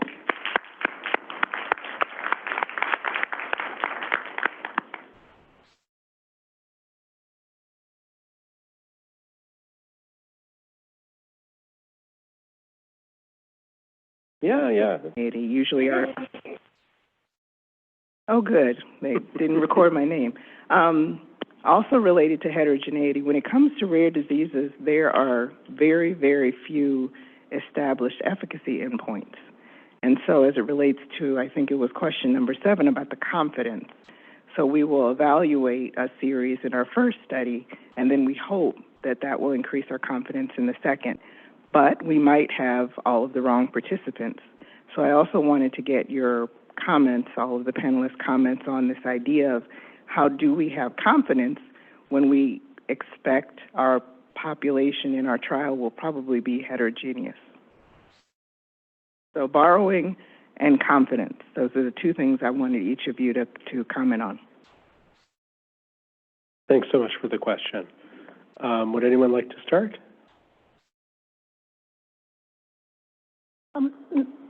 Sorry, go ahead. Let's say Karen, then Dean. Okay. One thing just to mention is there was a workshop on the use of Bayesian methods in rare diseases a few years ago. It's Duke Margolis, FDA. Just FYI, it's online and might be worth checking out there because I think some of these things were discussed very much focusing in the rare disease setting. So just some thoughts there. And some of the things that I recall are the importance of the caregiver insights as well as patient advocates in the context of rare diseases, because these are individuals who really they're dedicated to these rare diseases. They understand what's going on. They understand the impact to patients, whether their own self or to the people that they're taking care of, their family members. And so that is, I think, part of what can help in this scientific conversation around what can we borrow, what is useful, and how do we do that. We also talked about, and we've talked in this session, but I think is relevant in rare diseases, on the role of structured prior elicitation to help understand what are these relationships, how do people think about if you knew certain information, how does that inform you about other future trials or other information? So there's a lot of lessons, I think, in the prior elicitation literature as well that you might explore to help you understand what is the level of confidence and then how to best borrow. So just a few thoughts there. Thanks, Karen. Dean? Yeah. So I think for rare diseases, like, everyone's different, they're heterogeneous and so on, and I think really the focus would be on specific designs like randomized withdrawal or trying to characterize, where you have both groups on drug and then you randomly pick a time to withdraw the drug from one of the groups.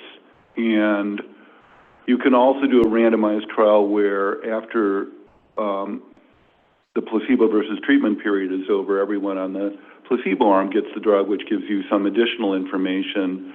So I think I would try and buy, specific designs that are relevant to that disease that can try and answer the question. In terms of borrowing, that sounds very generic and so on, and I think I would try and get history. So basically enroll people in a protocol. So you see, and under the auspices of that protocol, you're measuring endpoints and categorizing things, and then either introduce the drug or take it away. So you're borrowing the historical data from that, perhaps, but you're not borrowing a different data set from different people in a different part of the world. So people are sort of acting as their own control in a way. And then confidence, that's kind of general too, but I think for rare diseases, the calculus is a little different, and maybe people are more willing to, have less confidence in the result, perhaps, and changing, accepting a higher false positive rate. Thanks. Herb? Yeah, so I can speak to the hybrid control designs because we work in that area, and then we also have a grant that actually study this, and in particular, in addition to, as we mentioned, oncology setting, we do have some scenarios where we planned how to do the methodology for designing these hybrid controls in a rare disease setting. So we have some examples from the spinal muscular atrophy setting, and then fortunately, it's similar to the case for the oncology setting, in which we actually have a trial that we can borrow from, that we are simulating. So the data quality is a lot better than other sources of real-world data. But in that scenario, we are developing some new methodology that can help doing the hybrid control setting. So as we mentioned, augmenting the internal controls with external control arm.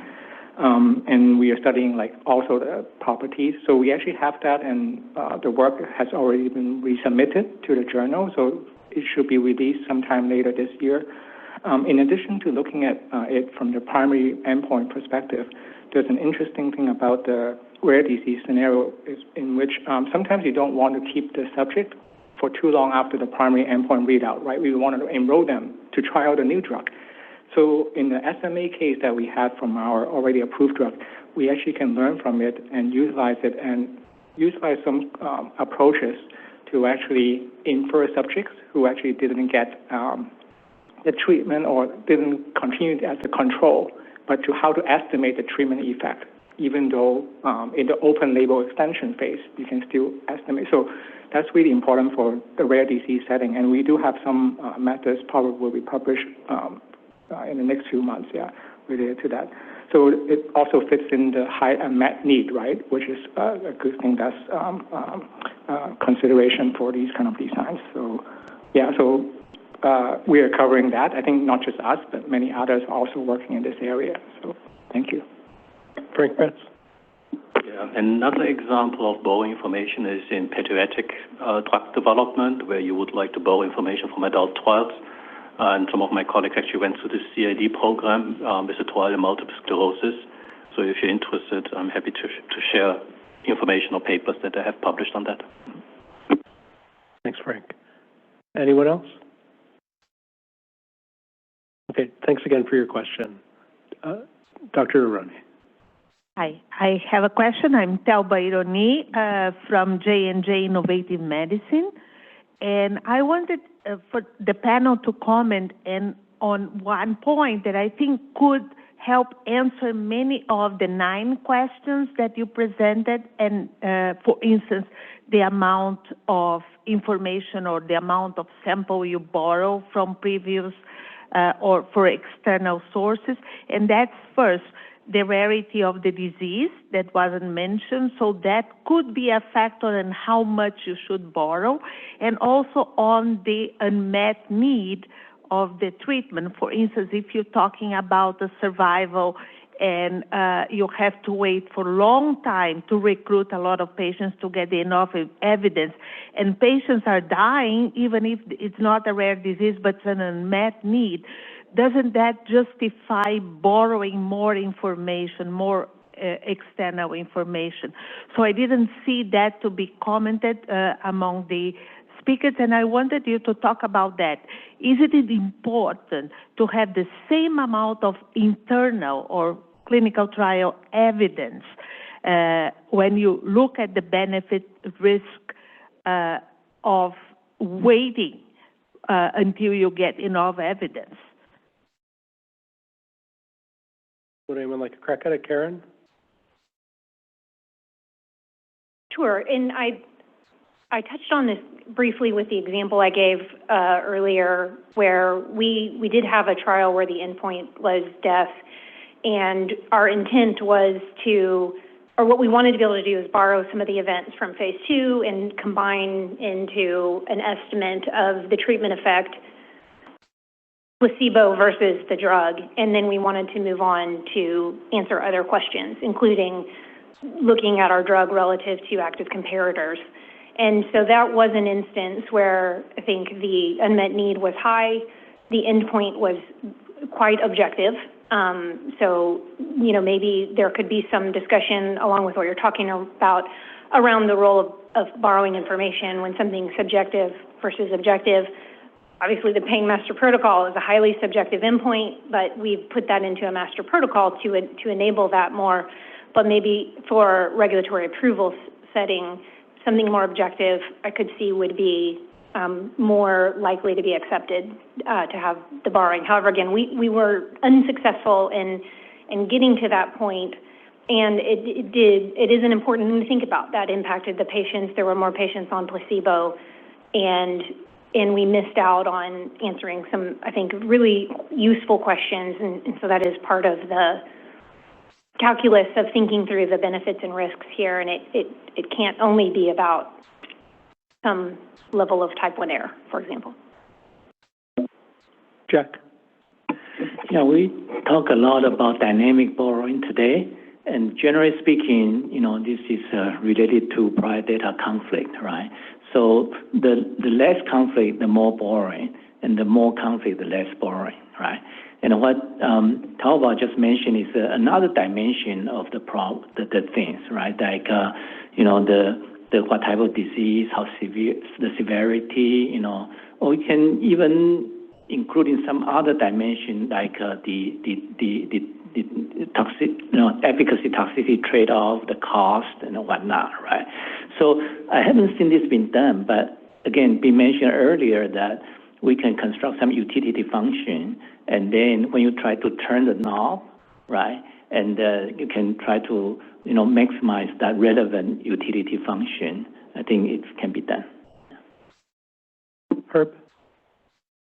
Yeah, just to add to the point about the overall survival endpoint, I think Talbert's point is actually very important, which is something that happened kind of after the CID. I think more recently, the FDA also see that overall survival is a very important endpoint, right, to emphasize and also to study. So having the borrowing and allowing you to look at it earlier with better power, I think, from a responses perspective, and maybe with some good control of type 1 error is advantageous, right, which is something that actually didn't bring up, but definitely a good point that more recently FDA emphasized on the importance of OS, and there's some discussion in other forums about that topic as well. Yeah, so thank you. Rebecca? I've been thinking about the tension between continuous measures and needing to make a dichotomous decision, for instance, whether or not to move forward with a particular trial design. And it seems to me that we can accrue a lot of information on a continuous scale, things like effective sample size, measures of robustness of the parameter estimate to different prior choices, et cetera. But at the end of the day, there's a dichotomous decision that has to be made about those. And I think the point that you're making gives us the additional contextual information to decide where to set that threshold, which I think goes to Jack's point about utility functions. So I think that's how we sort of harmonize those two sort of seemingly incompatible things. We have this continuous information about what we have learned or what the value of borrowing or what was the amount of information that was borrowed, and now we need to make a decision. Are we confident enough? Is it good enough? Is it robust enough? And I think the only way that we can make that decision formally, quantitatively, is by bringing that information about the strength of the endpoint, unmet need, et cetera, incorporating that into a utility function, and then deciding. Thanks. Steve? Yeah, as much as we've been talking about Bayesian approaches and borrowing, and I'm generally very favorable for that. Telva, it kind of relates to your question around particularly survival outcomes. And I'll focus on oncology, for example. Being careful about what you're borrowing, because if you're looking at overall survival, usually people don't get to that terminal endpoint of death without having disease progression. And typically when you have disease progression, you switch to another line of therapy or additional therapies.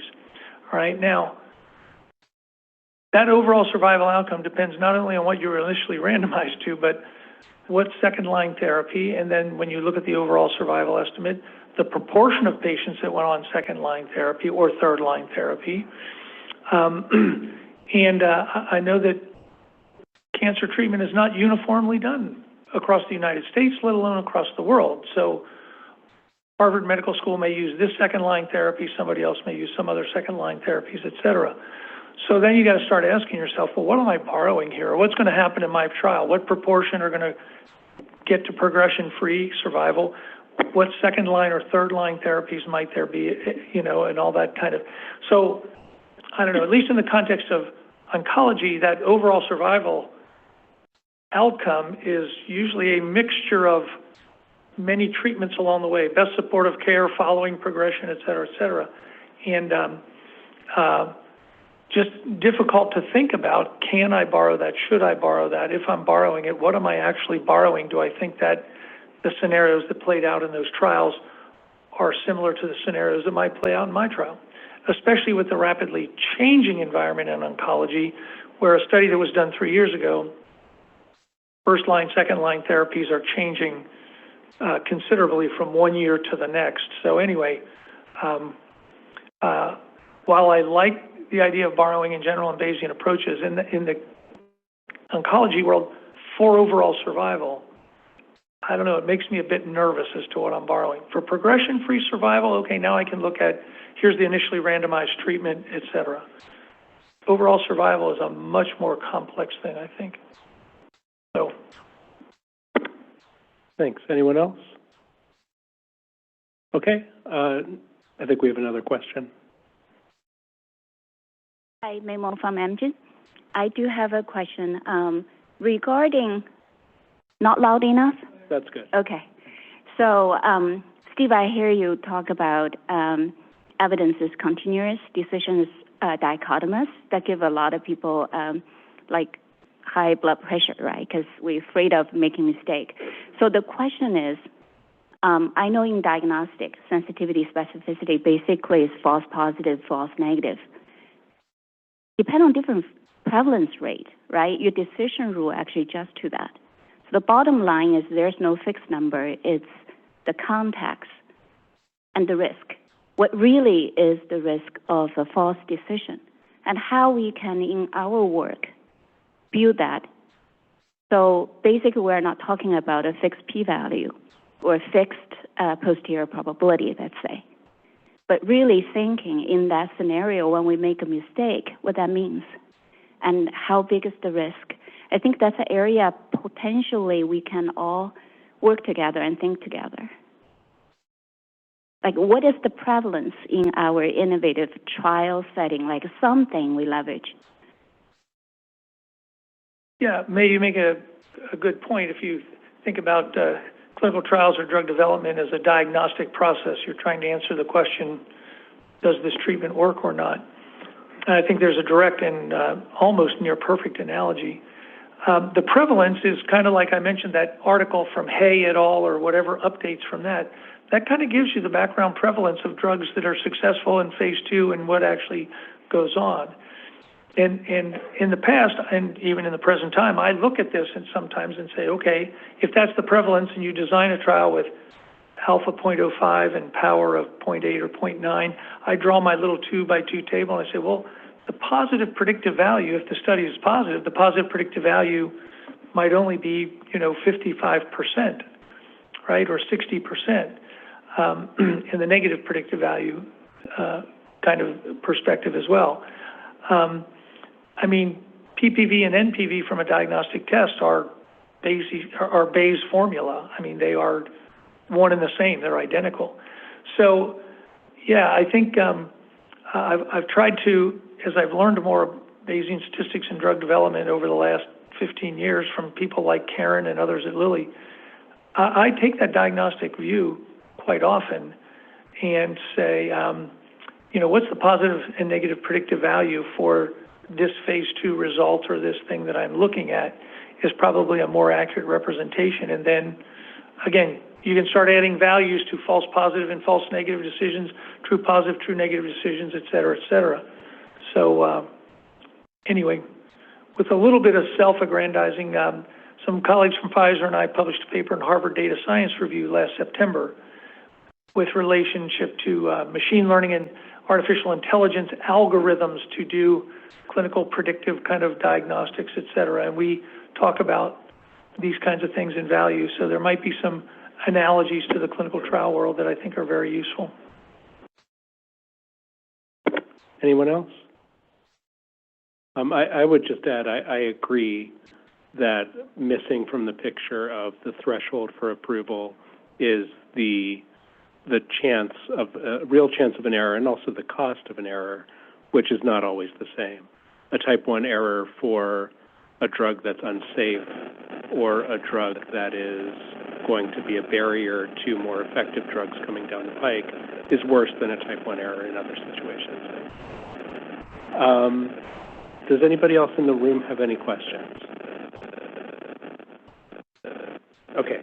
In that case, we have several questions from Zoom. Going back, I think this first one was for Karen. We have a little static. Now it's gone. I think this first one's for Karen. Did your placebo arm run throughout the study? To the non-statistician audience, would you mind explaining how you account for any changes in placebo response over time? Okay, so the way that it worked is that patients, so we had in given intervention that came in, patients identified what was the biggest complaint as it pertains to pain, and that indicated which of the disease state addenda they would end up in. So if some patients had multiple pain types, it's the one that was the biggest complaint. And then patients were randomized to placebo or that intervention. And if there were multiple going on, then they would be randomized to the intervention and then to drug or placebo. So the placebo was concurrent with the LY, the Lilly drug, during the duration of that, while the Lilly drug was being studied. So I think the question is, was there a continued placebo arm? And the answer would be no. It's according to when the intervention is in.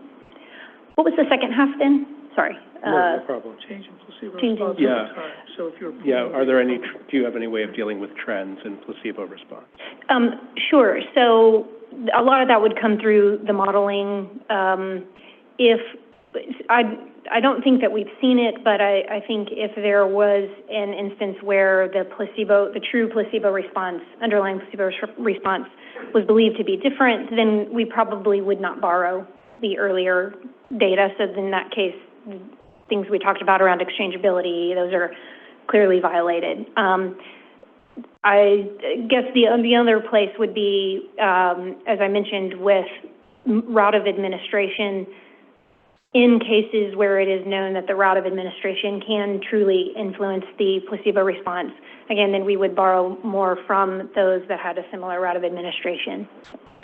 Okay, thank you. And we also had a question for Herb. The propensity score adjustment seems very conservative to me.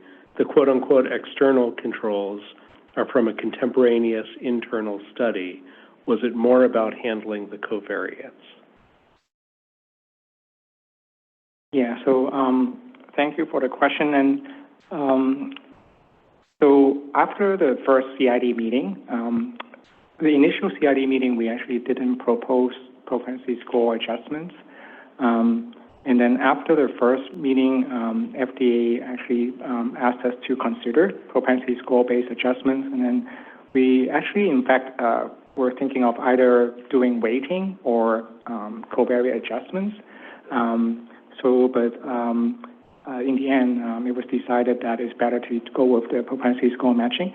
For the propensity score matching, it's essentially to try to just filter as a way to filter out that the external controls that are quite different from the randomized subjects. So it's just an additional step to make the subjects more comparable. So, and there were not that many subjects that were removed after that step. So they are quite comparable. But from the simulation, yeah, so I think to essentially just make things more similar to the randomized subjects. So that's the goal, yeah, thanks. Thank you. A couple of the questions that came in are sort of, I guess, are for me. One of them was, sorry, I lost it. There was a question about whether all Bayesian or adaptive proposed studies should be discussed with the agency through the CID program, or can they be handled under IND type C or type D meetings? The answer is no. You do not have to submit Bayesian, adaptive, or CIDs through the CID paired meeting program.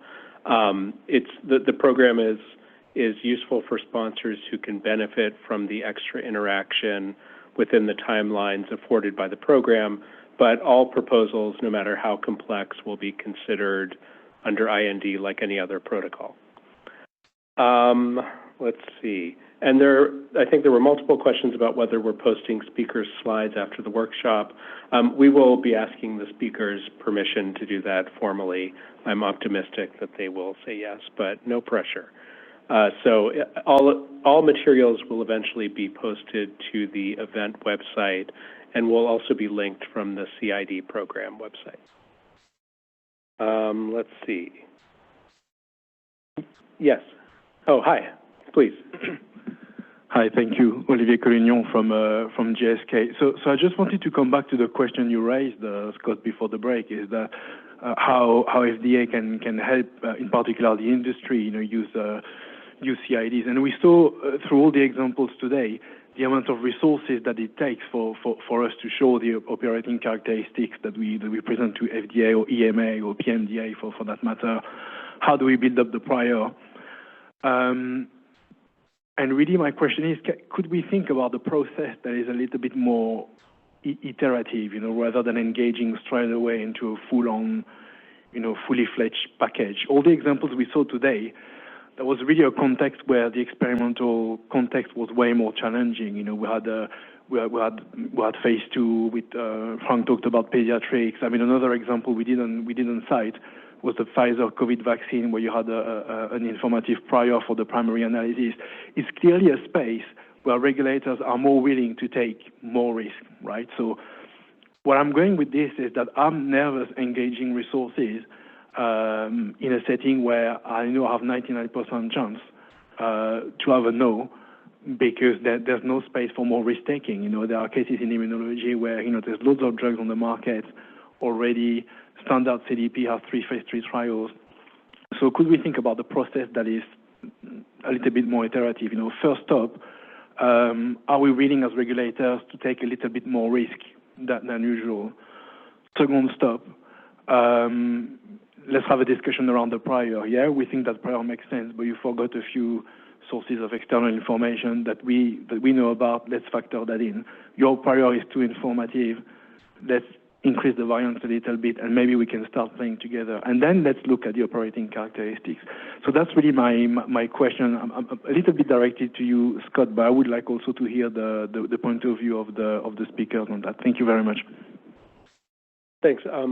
I won't answer it in detail, but it's an excellent question.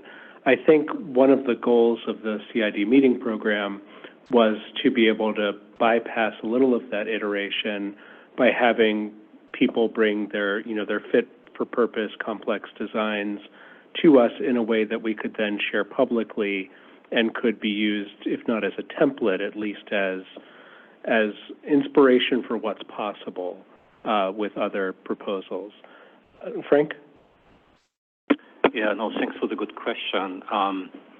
I think what we saw today is that there's no one-size-fits-all. I think any CAD will be highly specific to the setting, to the clinical setting, and whether it's fit for purpose and whether it addresses the question that's supposed to address in a specific setting. Now, I think the question is really, how do we ensure beyond the paired meeting program, how do we ensure a more sustainable use of CID? And I think we need to get an understanding as a community, what are the objective advantages of running a CAD versus a non-CAD as a benchmark, so to speak. I think we need to understand still from these various case studies, some of them we have heard today, what was specific that made these designs to be fit for purpose. I think it would also be good to get some consistency in decision making over time across therapeutic areas and sponsors. Because you mentioned, right, as a sponsor, you would like to have some predictability. If I do engage in a certain complex design and invest a lot of resources, what are the criteria for success, so to speak, on the other stakeholders' side? So I think getting somehow a consistency in place, I think that would be helpful to have. And finally, I guess there's also something like precedent setting, right? So if you have the one CAD is now applied and successfully applied in a certain setting, what does it mean for similar settings? Can we build upon these successes in similar settings later on? So I think these would be, to me, questions to help having a more sustainable use or sustained use of CADs in a more regular way, rather than always seeing this as a one-off solution and we can never do that again. So. Thanks, Frank. Karen?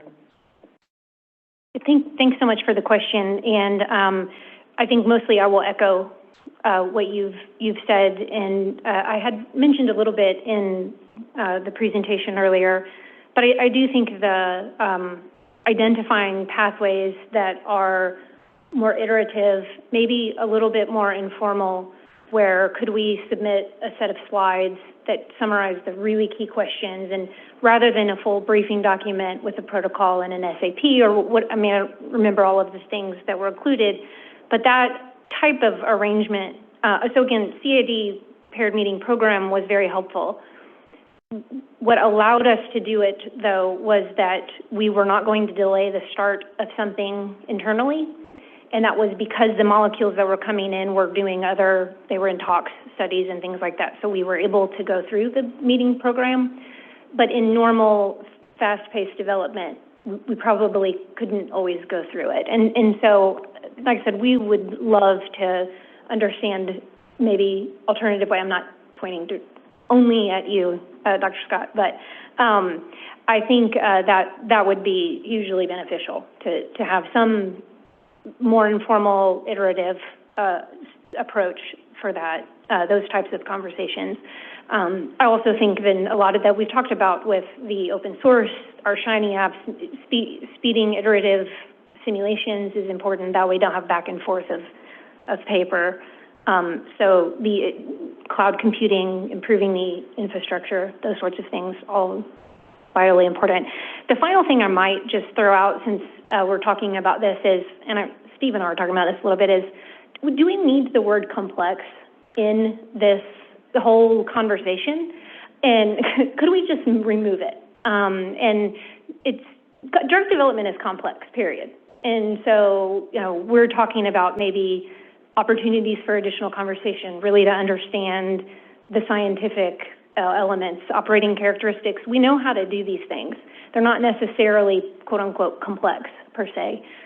May require additional conversations, may require some additional learning, but I think it dissuades people because generally speaking, sponsors do not want to do things that are more complicated than it already is. And so just something to think about. Fair point. I think there's sort of a legislative history behind the word there. Fair enough. Which, okay. which makes it a little difficult for us to strike, but I hear you. Don't drag Congress into this, please. They dragged me into this, Steve. Frank, yes. Yeah, I hear you, Karen. I just want to make a little comment that in Europe, we don't use the term complex innovative design. Unfortunately, we kept the term complex, but we have struck out the term innovative.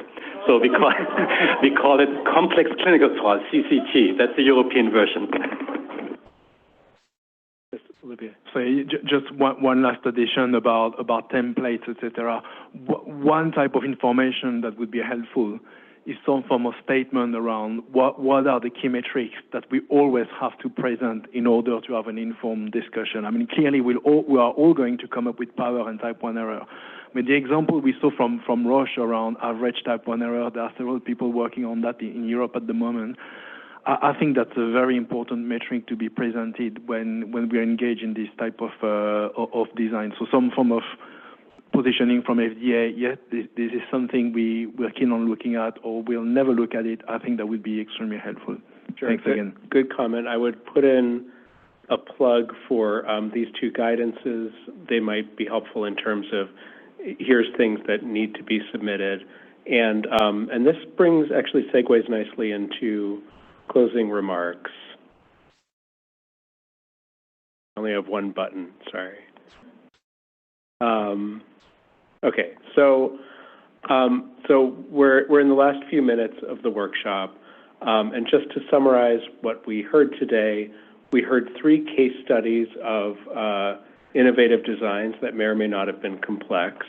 The CHIPS study for cold store platelets, Eli Lilly's chronic pain master protocol, and the Genentech hybrid control in diffuse large B-cell lymphoma. And we followed that with I would say a quite robust panel discussion covering multiple topics, including the use of external data sources, Bayesian methodologies, and trial simulations. I wanted to thank again all of our panelists. We really value the input we've heard today. Once there's a transcript, I will personally be reading it and taking notes, and taking that home as we move on our next steps of policy development. And I'd also like to thank the public participants, both people who asked questions, and also people who spent their time with us today. In terms of next steps, moving on from this workshop, I mentioned earlier there's a docket open for public comments. It's open until April 4th, 2024. The link to that is available as part of the Federal Register notice for this meeting, and you can get there from the event website through a series of clicks. And what we're going to do is take the feedback we've received today, the comments to the docket, review them, digest them, and among other things, what was discussed today will really help us in terms of our movement toward publishing a draft guidance on the use of Bayesian methodology in clinical trials for drugs and biologics, which was a PDUFA 7 commitment. So that guidance is supposed to be published in draft form by the end of September next year. Eventually, a transcript and link to the video of today's workshop will be posted on the event website, and we'll also put a link on FDA's CID website when available. My understanding is the video itself will be hosted on YouTube. I don't know the time delay, but I don't think it will be long. I think it'll be posted not too far from now. And I think that was it. For more information, this is our CID website. You can also find it just by Googling FDA CID, which is what I do every time I need to find it. But thanks again, everybody. Thanks to the panelists, and I hope everyone has a safe trip home.